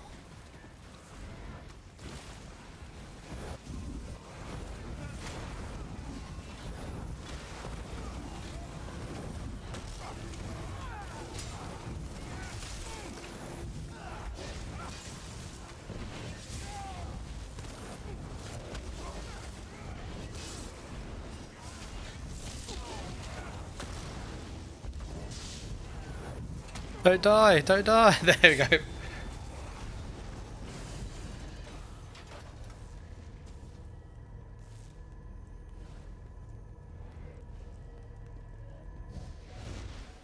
Oh, that was good. Tom going, your teammate's a hero holding that chaos ball. I don't think I touched it once, did I?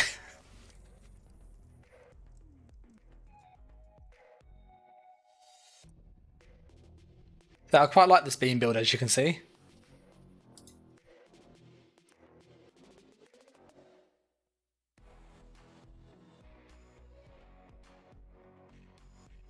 I'm just going to let my cat out one sec. I will queue for a battle whilst we're waiting in the battleground.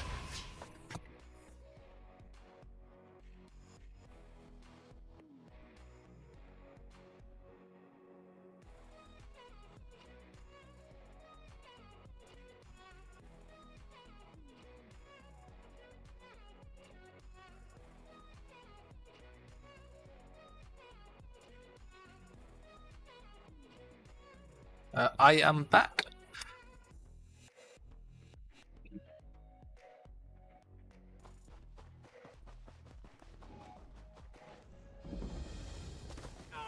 Oh, the cat wants to come in again. One sec.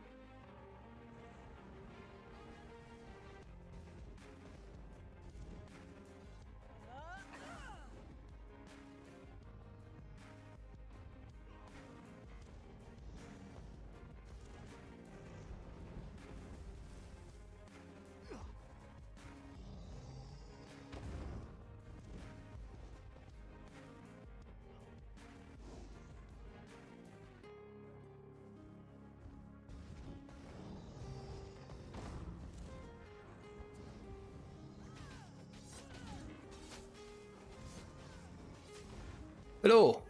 Sorry about that. The cat wanted food.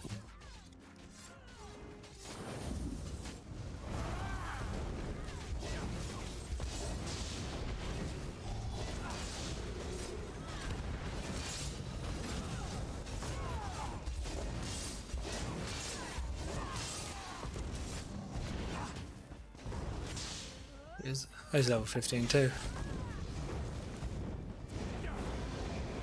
BG's ready. We're gonna leave these guys, and they're gonna hopefully don't die.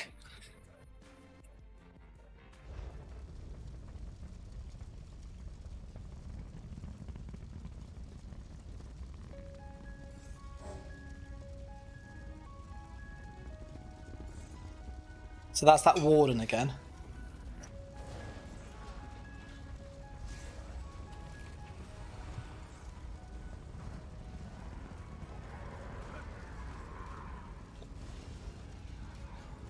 So, random question for those people here.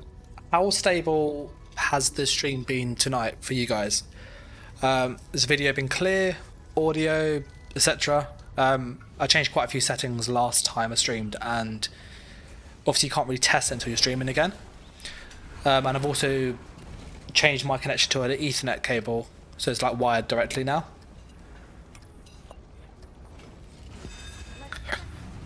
Tom said he hasn't noticed any issues. I think it's also, for people curious, it is also on 1440p.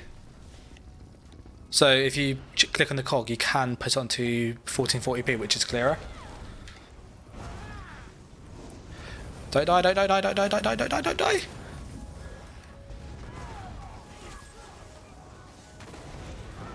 Oh, I hit the wrong person. There, I've got him.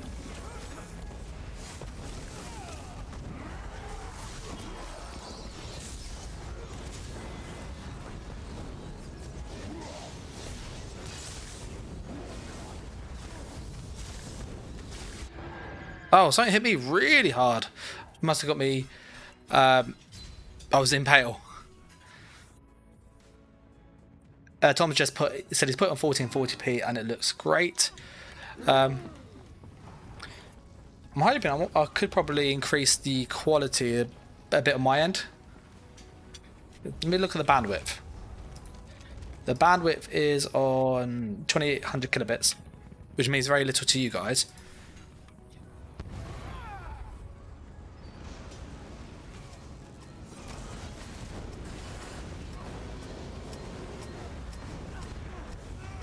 Yeah, every time you see that like explosion around, that's Fisher's death. No, there can only be one beam person, and that's me, matey.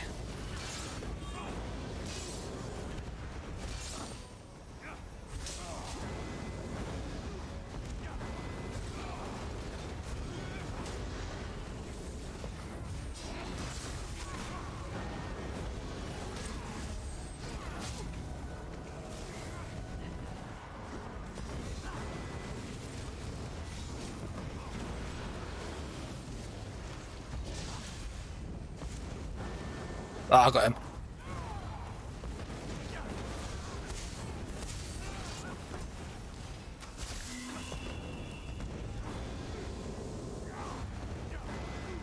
You can tell I was low on resource. Vape says the audio is great. Video mostly awesome. Few issues, but could be internet service provider.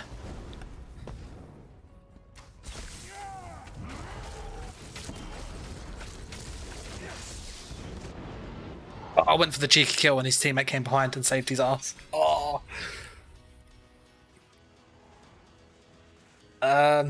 Tate says, is ESO is always diminishing returns.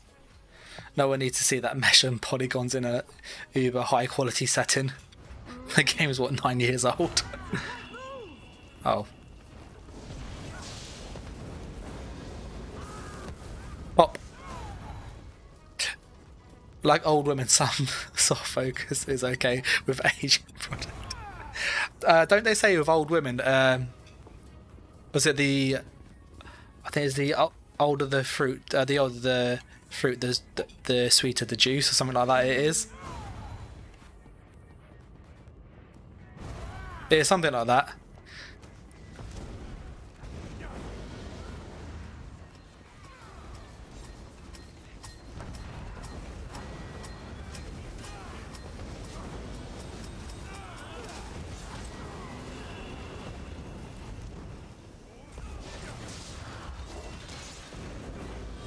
That's my one. The older the fruit, the more wrinkly it is, but the sweeter the juice.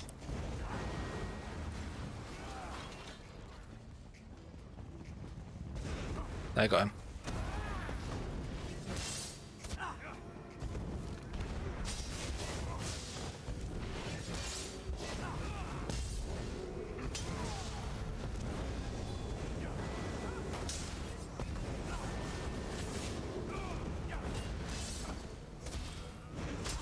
I got him. There you go. You got.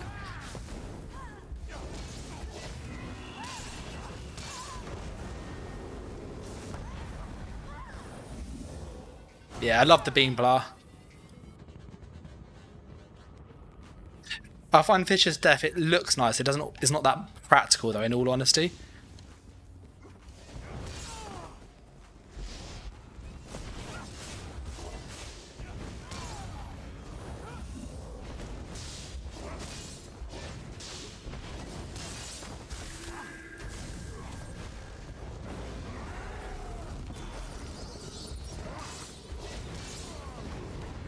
So I'm dead. So that's what I went to do it to him earlier, and then the guys came in. Tom goes, "Are you going to play Starfield?" Like 100%. Like I am actually really, really looking forward to it. I don't want to dare say hyped, but I am kind of on that level. Like it looks. I really like Fallout. Hi.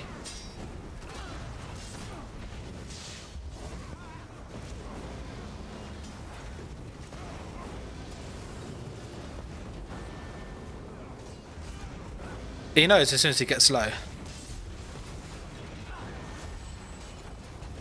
There you go.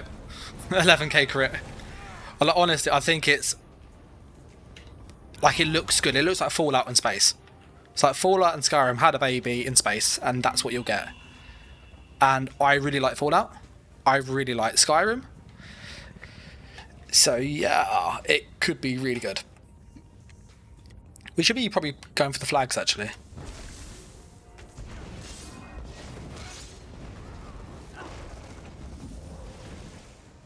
Let's dodge all those ones.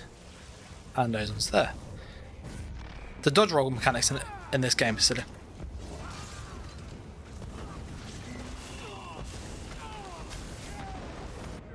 I tried rolling, I ran out of stam.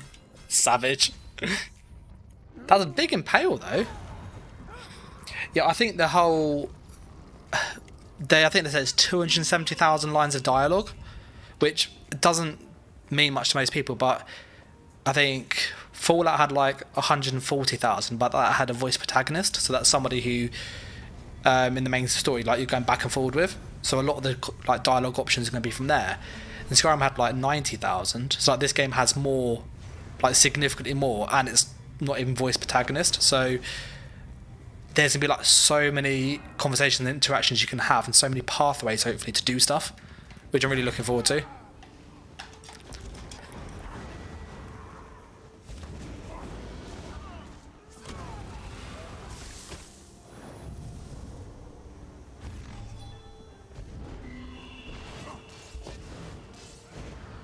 I want to go for the jump beam kill. No luck there.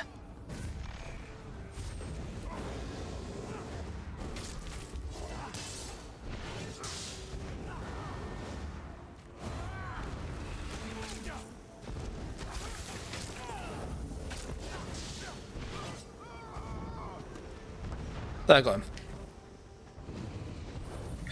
Tom says it looks less grand and in a good way of like No Man's Sky. Yeah, I think No Man's Sky was good, but there's a big emphasis on kind of exploring, and there wasn't much to do.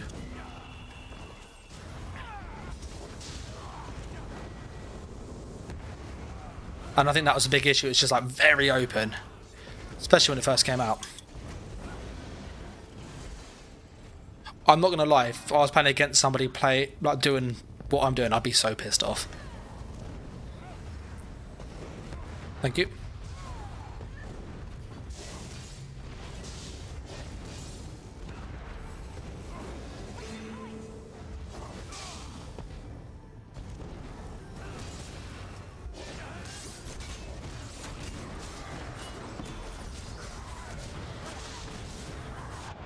I just ran out of resource. But someone's spamming beam, it would just, oh, savage.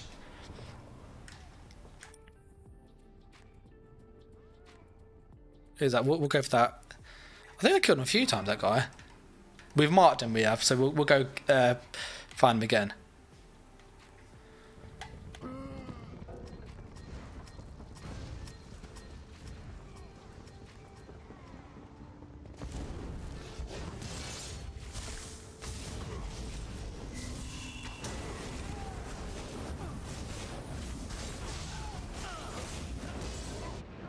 I literally, the purple guy was trying to snipe me, and there he was, and there were two people spamming beam on me.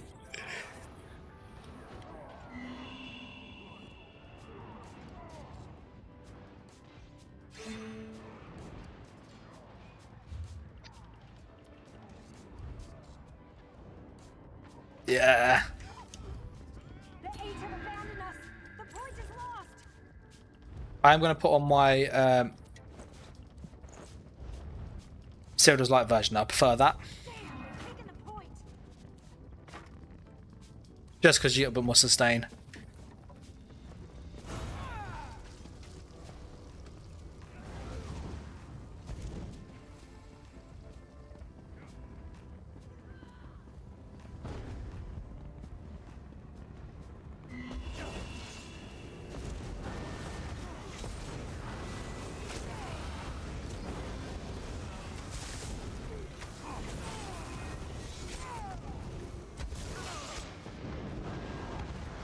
Oh, I went uber aggressive there, didn't I? Oh, that was close, close, close.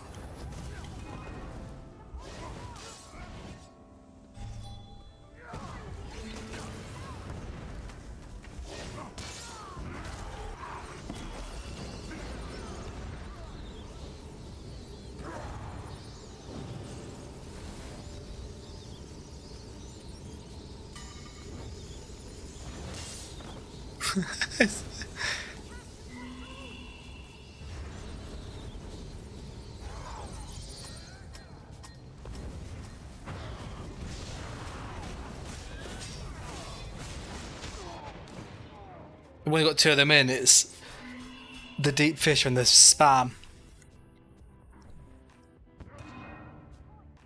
He always comes with like somebody else with him. He's never by himself, is he? The eight have abandoned us.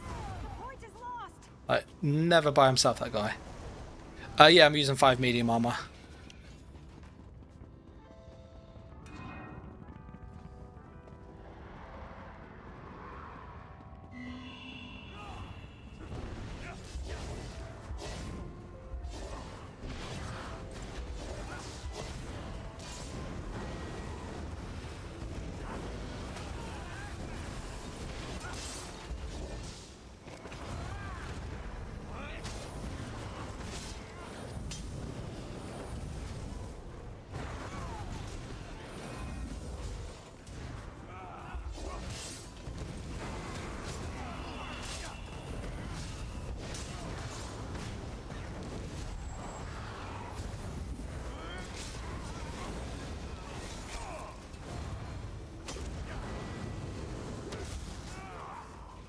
But yeah, 5 medium armor is... It's just because you can...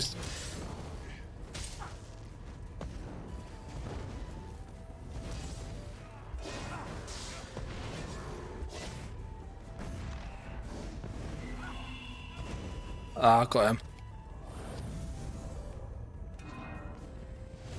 He tried the whole, like, run away.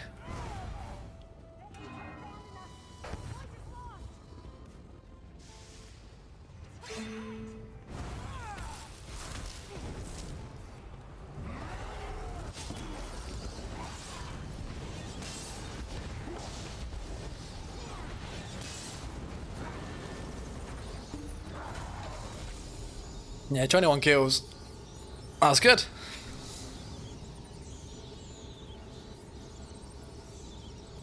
I do like this build. It is like really cheesy, but it is good fun.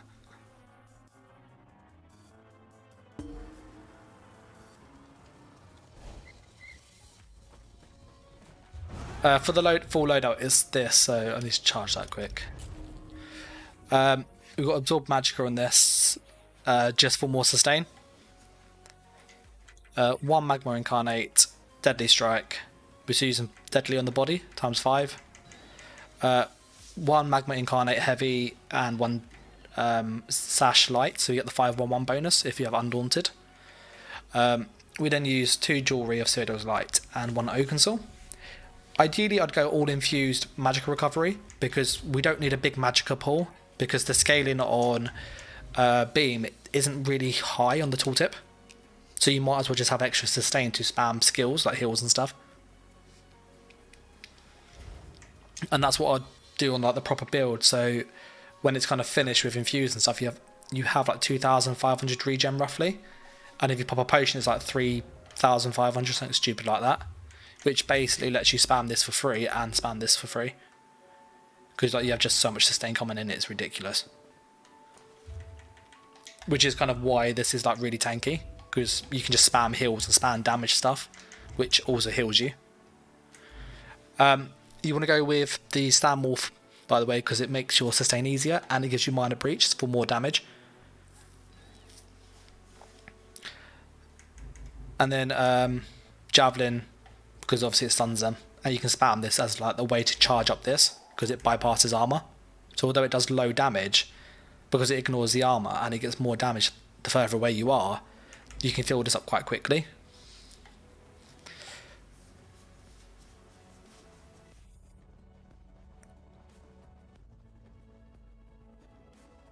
So yeah, that's kind of how the build works basically. I'm going to switch to my Warden though, my Magical Warden, which I really enjoy playing.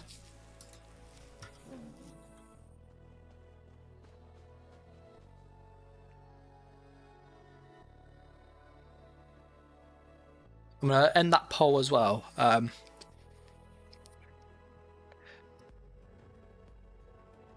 yeah, be curious to see what you think of this.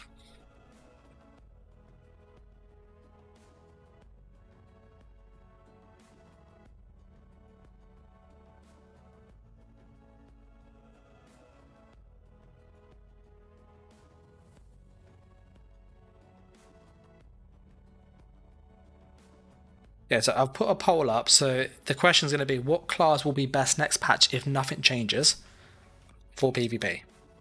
And based on a little poll I did, like Battle of the Classes, I was asking people the same question. And it was very apparent that people thought Dragon Knight was really, really strong. People thought Warden was really, really strong, particularly Stamden.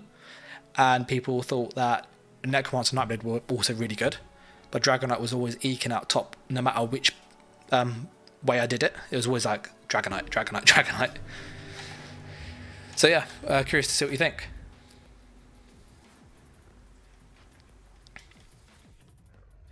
I'm actually on a Vampire Frost Warden. So I play mine differently. I would use the Master's Eye Staff on PC, but I don't have it on the NA server. I have it on the EU server, but I use the same build. This is should be Master's Eye Staff. Then we'd use Balorg, Torag's Pact, and Wretched Vitality.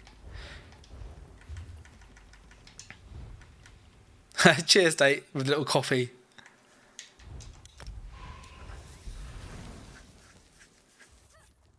I do love a coffee as well.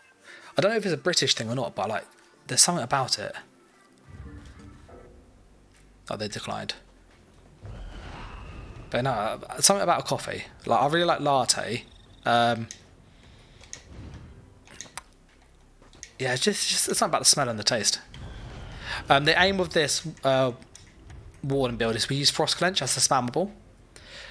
What's really good with this is it immobilizes people. It also gives maim, so they basically do less damage to you. And it puts shield on them, which means anybody using an Ice Staff with Wall of Frost, you can just block me in place like constantly, which is really annoying to fight against. But the main thing is that it's got the immobilize, and what we can then do is do things like use our Arctic Blast to go stun. So we can go like that, and then we can switch and stun them and lock them in place. And a lot of people get caught out of that because they roll dodge, stun, then you get to hit them with your free hit. Tate says, getting late where you are, have a cuppa on me. Cheers for that. Yeah, I think I'll definitely get a coffee.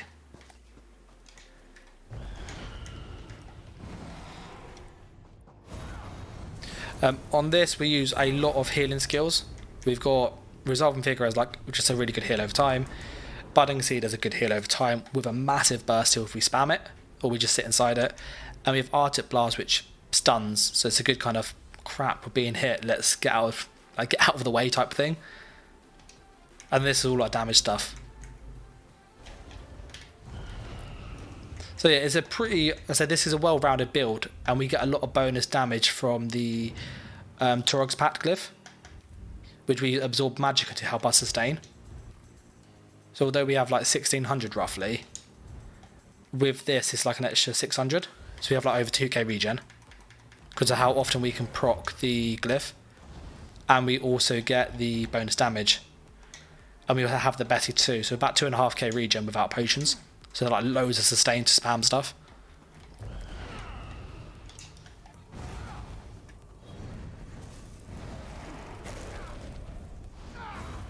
Yeah, it's 11 where I am in the evening, so Tate is right with it being late.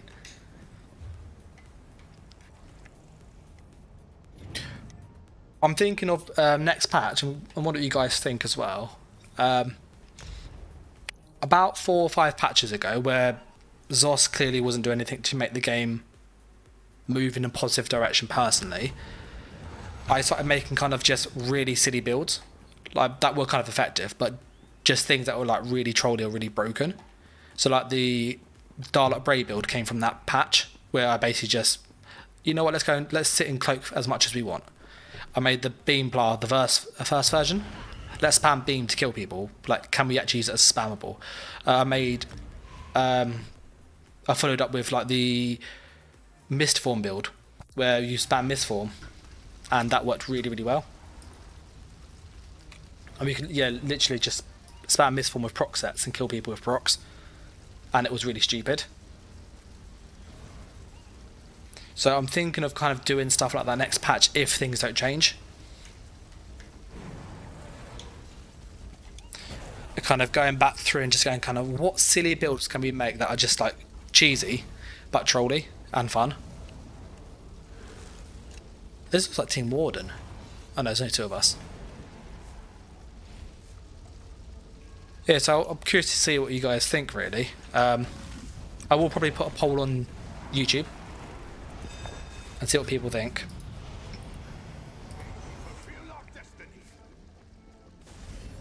Yeah, Tom says he would love to see Daft builds.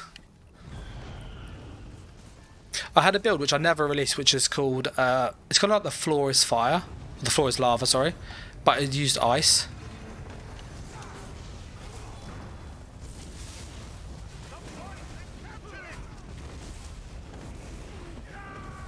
Oh, I always miss the range and Dawnbreaker at times.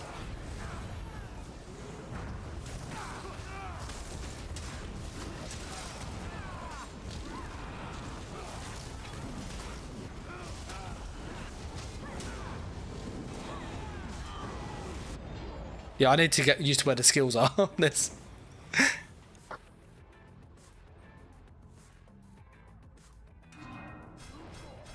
Yeah, you'll see I'm hitting like all the wrong buttons. So spammable. Yeah, I was hitting LB for my heal, like my stun. I was like, yeah, that's not working. And we'll go up here quickly, quick cap this.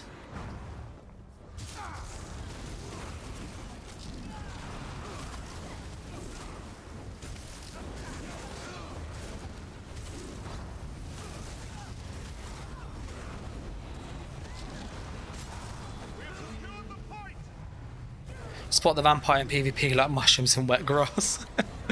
Yeah, you really do. So most people are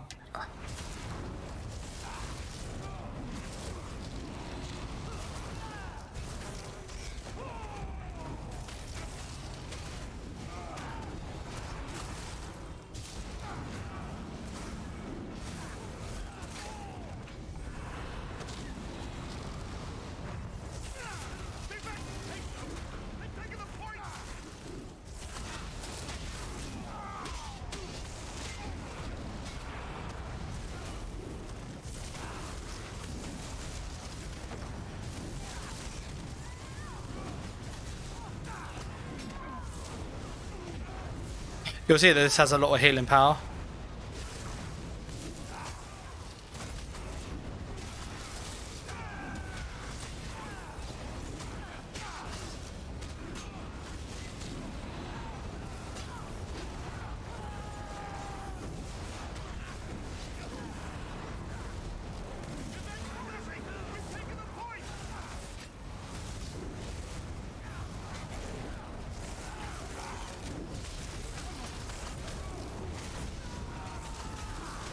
So you can see, like, we can literally lock people in place.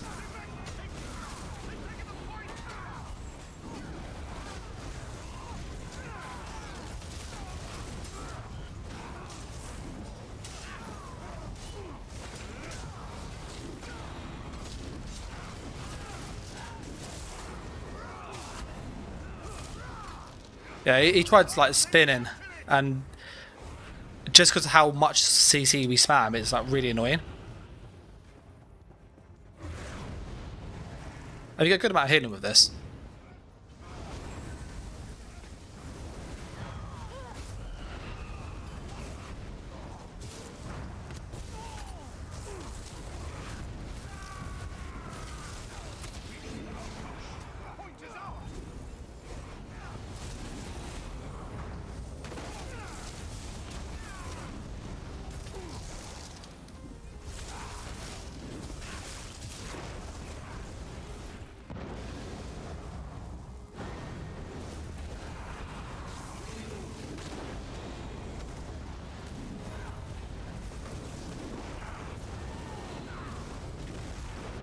Oh, that was a big frag.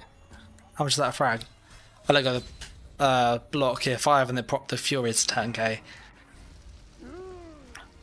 But yeah, Master's Eye stuff like really just finishes this off because it gives you more sustained damage.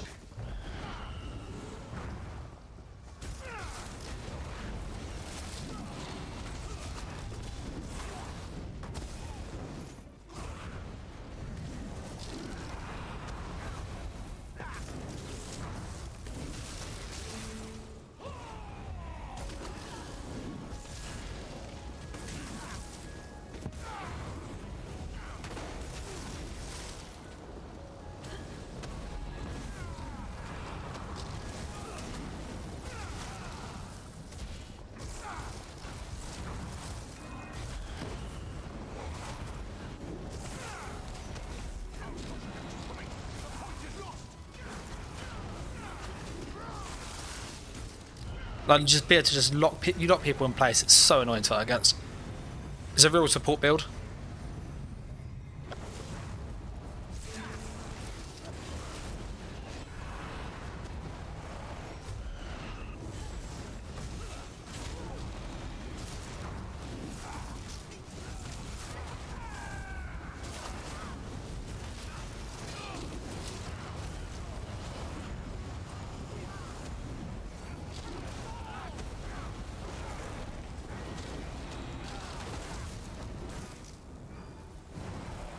I'm trying to keep with our teammate. We're down here. So I know if I say that, it's like death.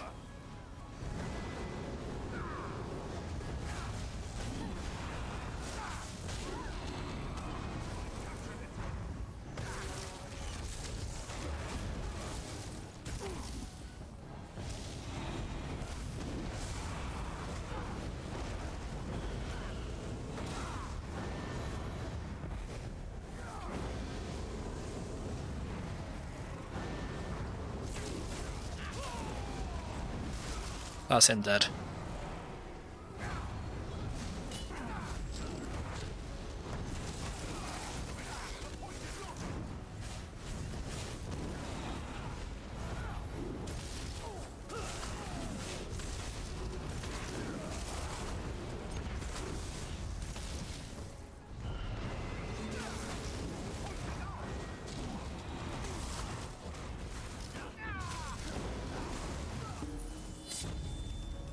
So yeah, I do like the build. It's kind of getting used to where the buttons were at the end, as you can see. Tate says you can spot the vampires like mushrooms in wet grass. Pardon me, but yeah. And Tate also says cheesier builds, more fun, basically. And I'd agree, yeah. I like builds that kind of effective, but sort of thematic or memey.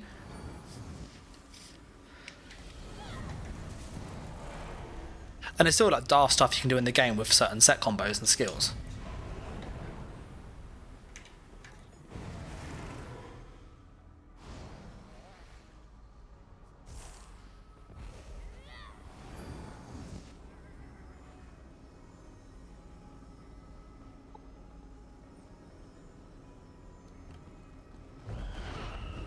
I'm still sad they nerfed the mine build that I was using. Where I was using Dark Convergence with the Sorcerer's Minefield. You just pull people into like 4 or 5 mines and they blow up. Like, that was really fun. Like, really, really, like, cheesy as hell, but really fun.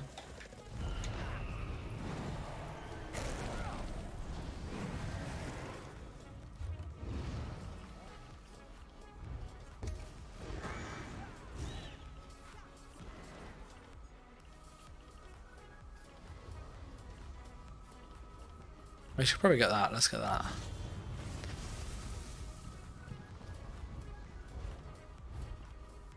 Just checking we got all our points in now. I often, when I make videos and builds, I record the gameplay with kind of a build that's 95% there. So I might miss a passive, or my gear isn't all gold. I don't gold gear often, only gold weapons. As you'll see, like gold, all purple. But when I make the video, I always show it in gold because I want to show like this is the max you can get. And that way it gives people a little bit more like oomph if they do upgrade fully.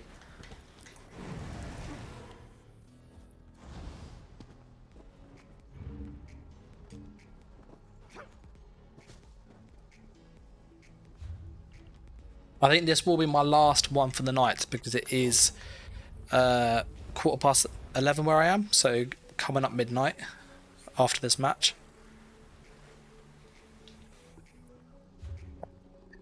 I'll put a poll up to see what kind of class you want to see next. Okay, so kind of cast your vote, and I'll take like the result in the next couple of minutes if the BG doesn't trigger. Okay.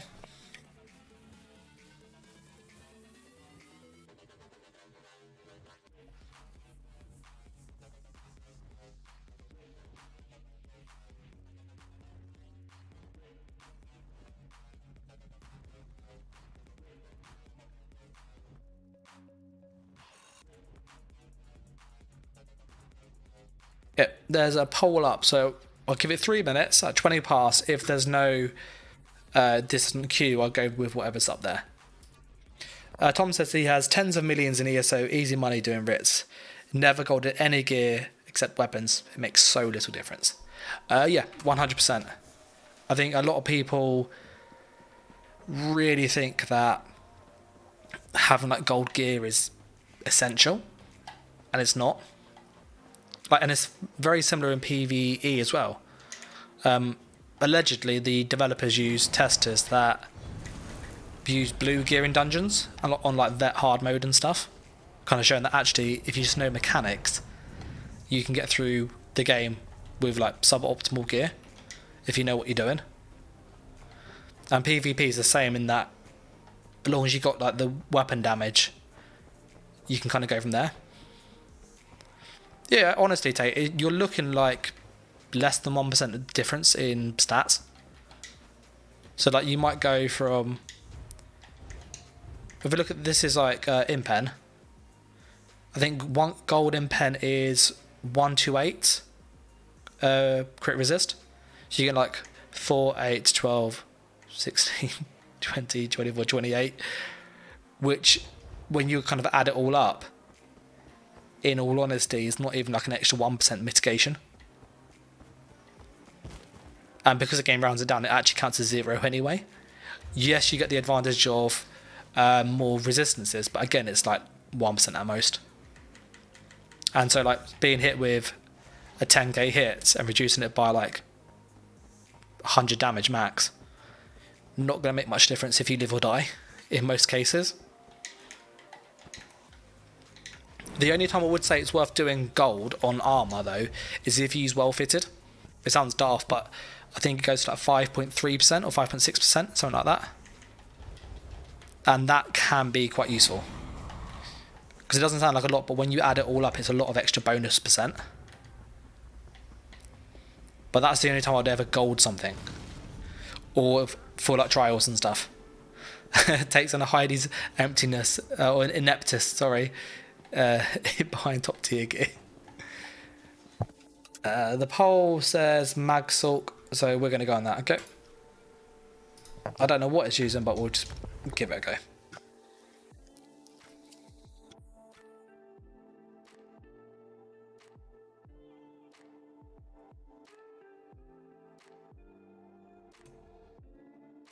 choker thorn on this. That's because I don't have engine guardian. I think is there no one else did a video on it showing the difference? And it was like it's not worth it.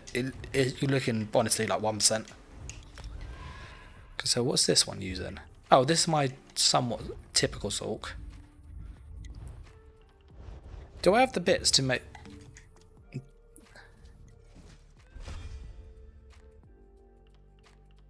There's my 1-bar build.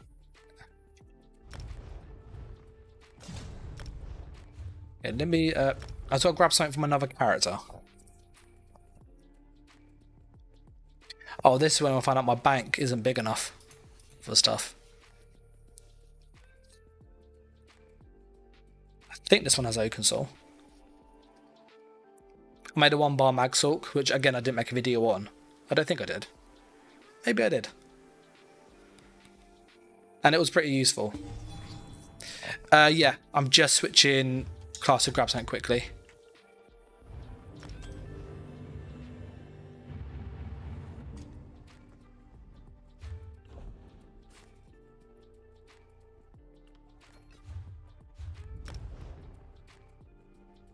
There we go.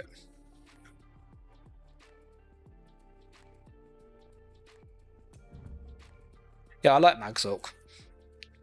It used to be my like my proper first PvE class, which I then kind of learnt in PvP.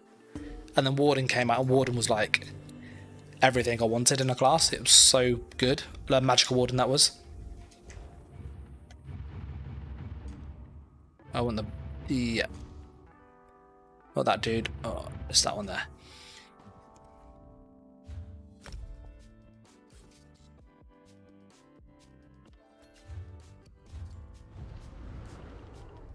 Right, there we go. That should be spell damage, that one. Yeah, so this was a 1-bar mag Sulk that I made. And it surprisingly was pretty effective. There you go, well that solves that.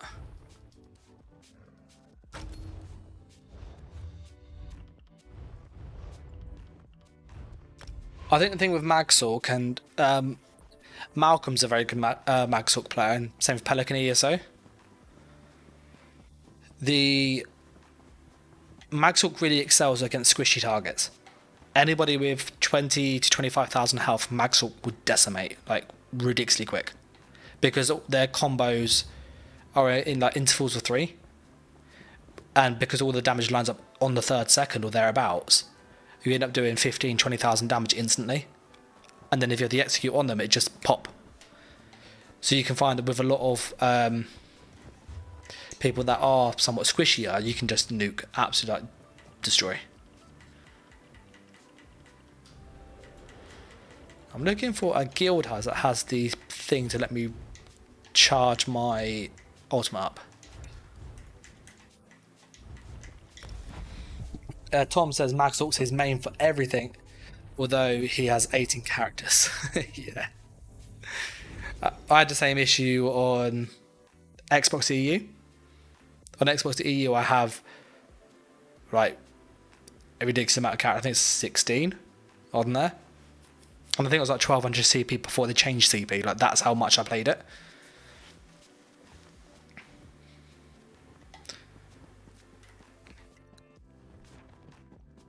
There's a well. That's what I was looking for, this thing.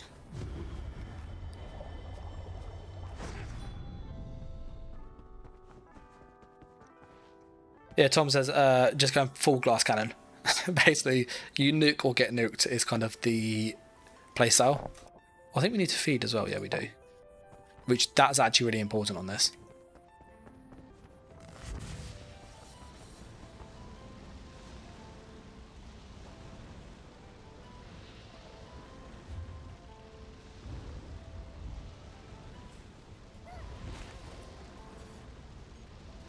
They have like put that in the most worst place one could imagine.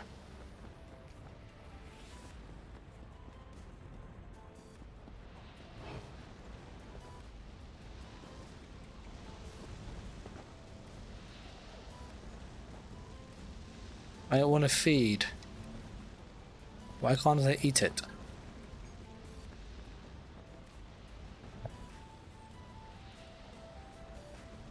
Yeah, we're just gonna go to a town and eat a person.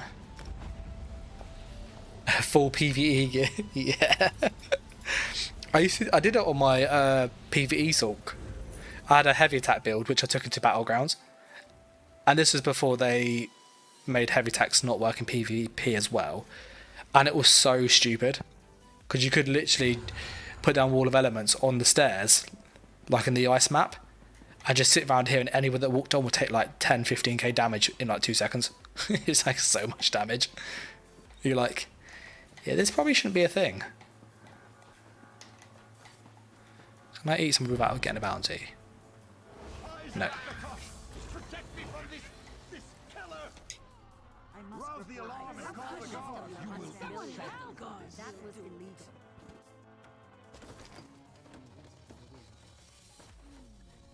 Spamming crystal frags, yeah.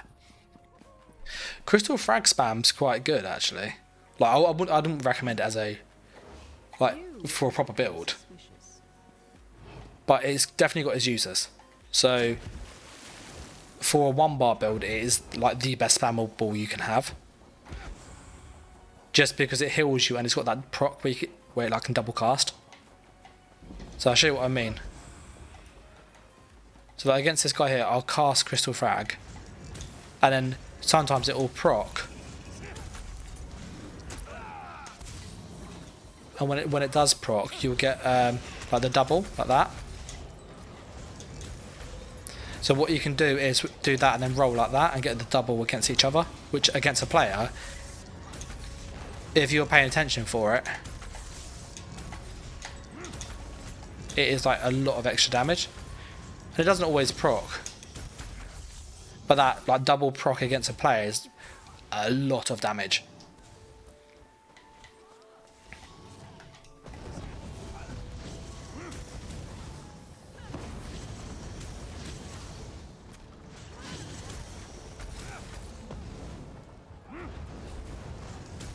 And I was using it, I think it was 2 patches ago.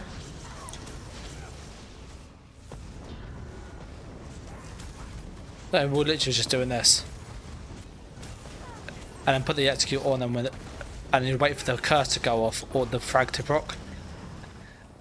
And honestly, you just did so much to them.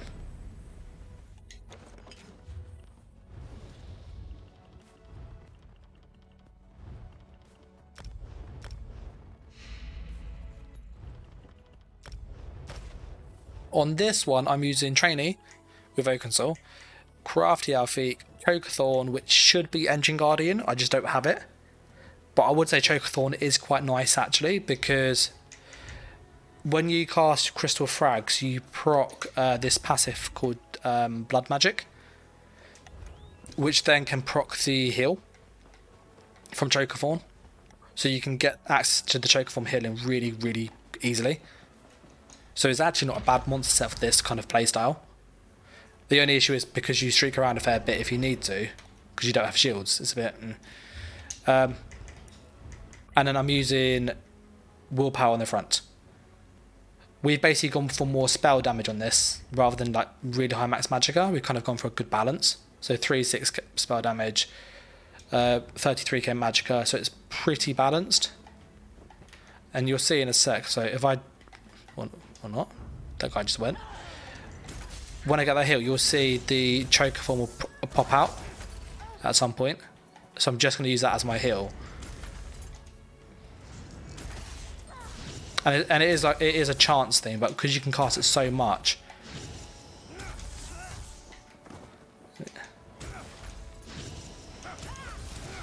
Let me get some damage. Maybe I need to be damaged. But yeah, if you take my word for it, it procs Chokathorn.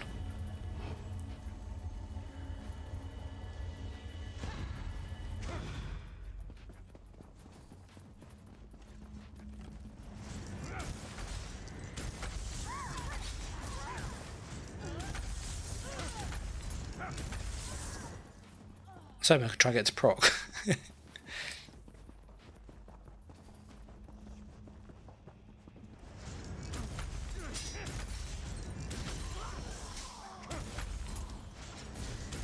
I think it actually needs to heal you for it to proc, but it does proc though on it, and that's how I was procking it.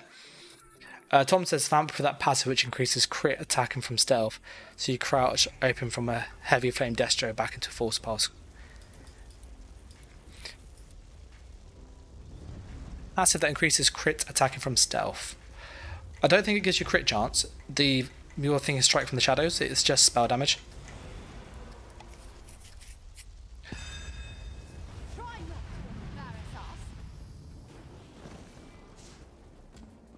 What's this? A deathmatch. I will say with this, when you play it, just be mindful that you don't have a shield.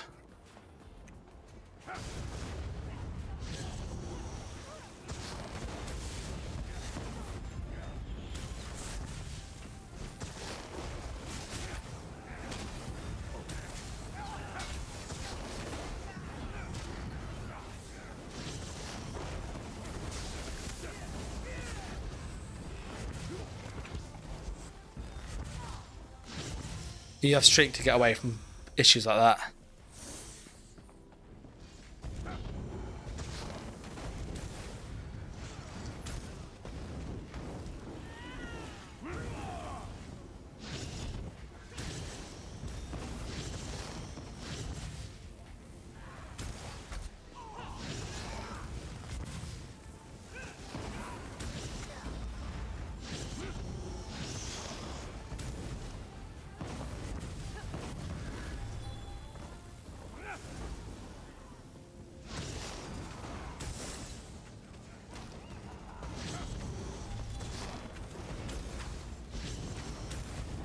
That's a double frag there, so as you see that guy got... Oh, almost had that guy there. Look at the south bar. Oh, he stole that kill. Absolutely stole that kill. Oh, so we're actually fighting now.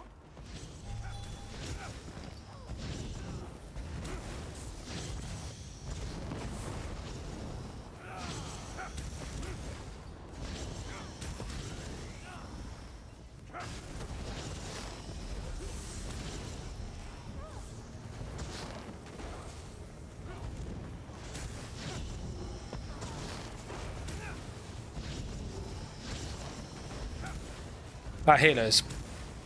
That green healer there. That's the Nightblade.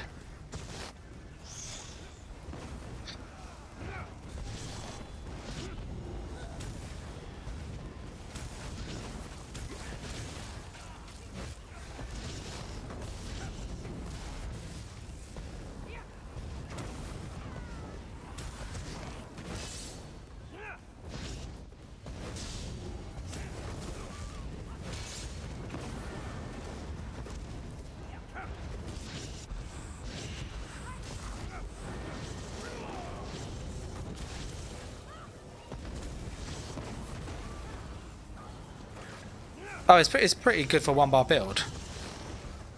I also played Magsort quite well.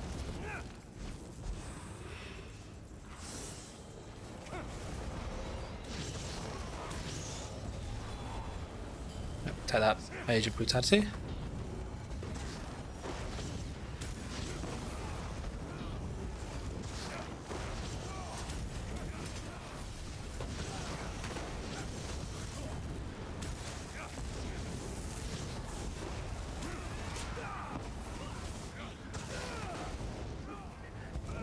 You can also heal people as well.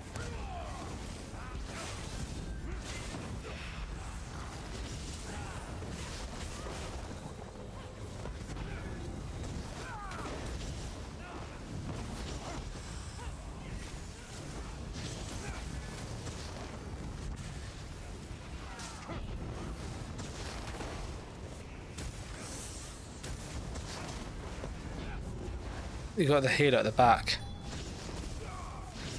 You got the mobility as well.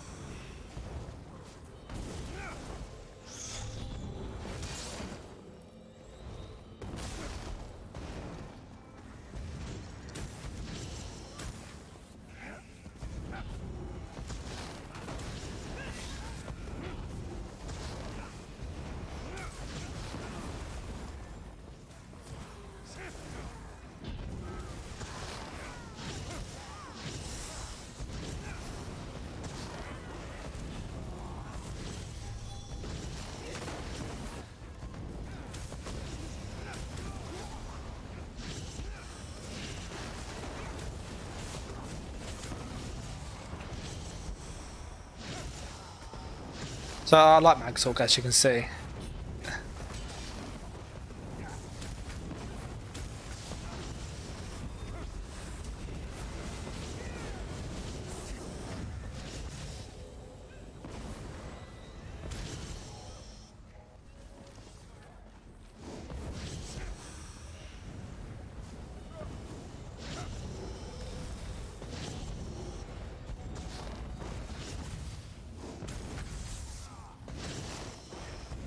I hit the wrong button there. Onto his team. His saying is good, just no BS.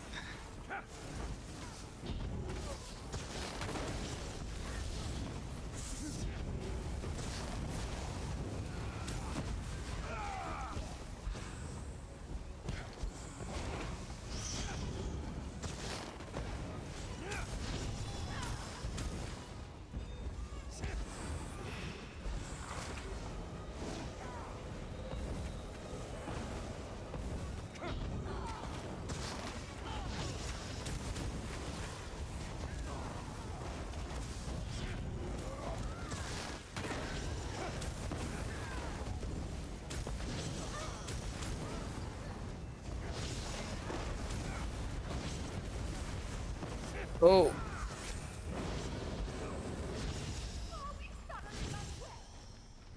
Just trying to get some distance.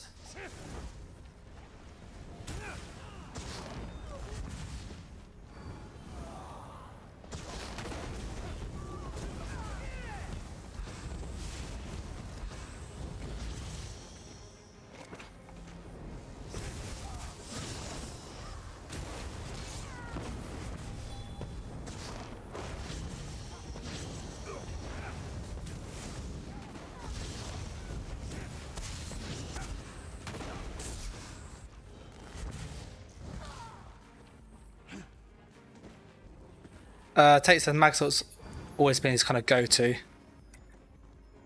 Done almost 1 million damage.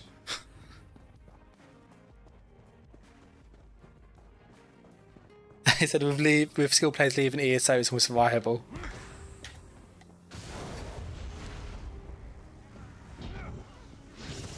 This guy's dead. Pop.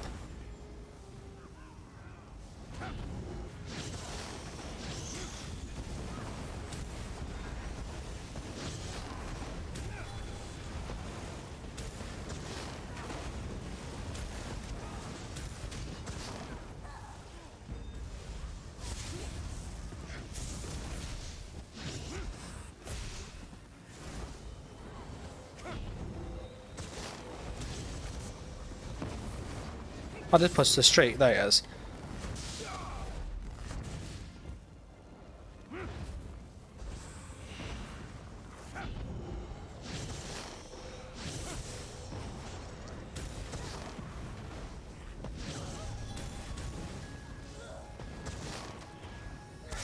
I don't know how much green healing. Oh, didn't mean to go that way. Let's go this way.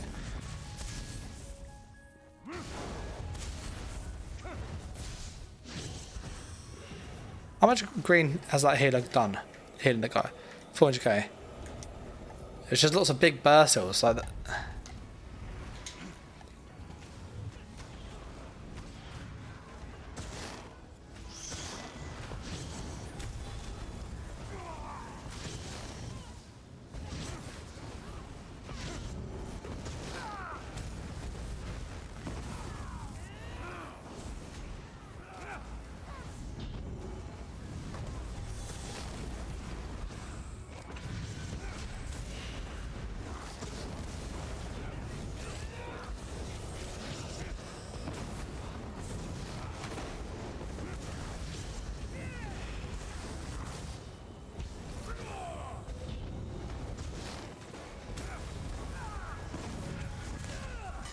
That was good to bet bow.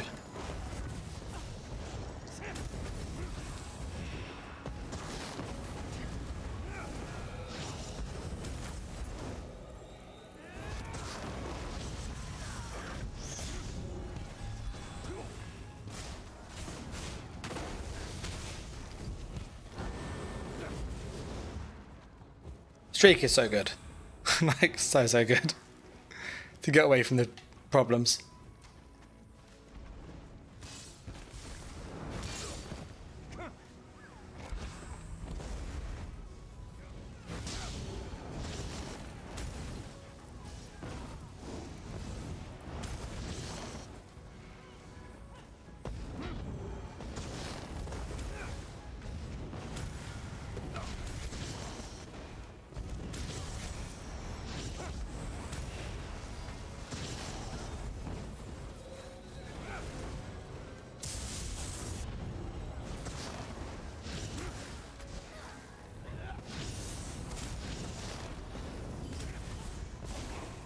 So many healers in this match.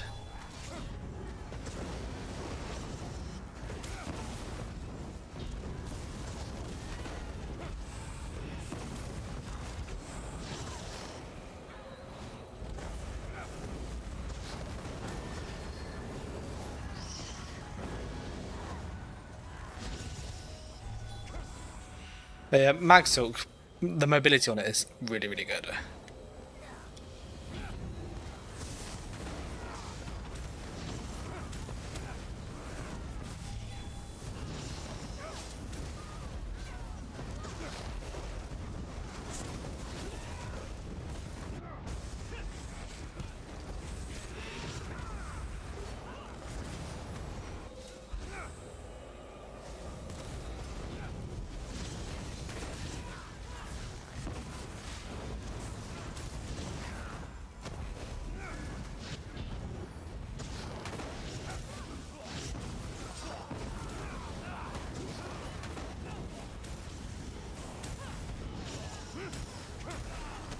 That guy ceiling is absolutely insane.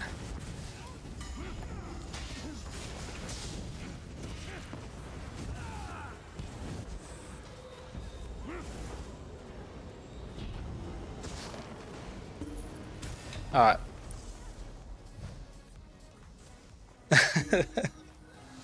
Just don't streak in public. So 16-0. My team were interesting. Yeah, a lot of healing there from that guy. Yeah, I thought like the purple had a lot of healing, 1.3 million. But you know, that was a good little match. I really like Magsalk, as you can see. Like, it's a really good class if you're against people that are squishier than normal. But you have to like be able to do the combos really fast to just like nuke people. 0-9. I think my best KD I had was, I think it was 53-0 or something like that. And the reason it was only 53 is because the match ended. And I had a 63-1. And that annoyed me because I did a really silly death. I fell off the edge. That's how I died. I did it on stream where I got put into the wrong BG on my Nightblade sniper. And the people had like 15k health. So I was just going around one-shotting people. It was so ridiculous. Part of me's like, oh, I don't want to do another one now. But I probably do need to call it there, guys, because it is 1:45 where I am. Very late. What I'll do, I'll show off the things I've used tonight. So for people curious, this is my Sulk. It's nothing special, but you get the idea. And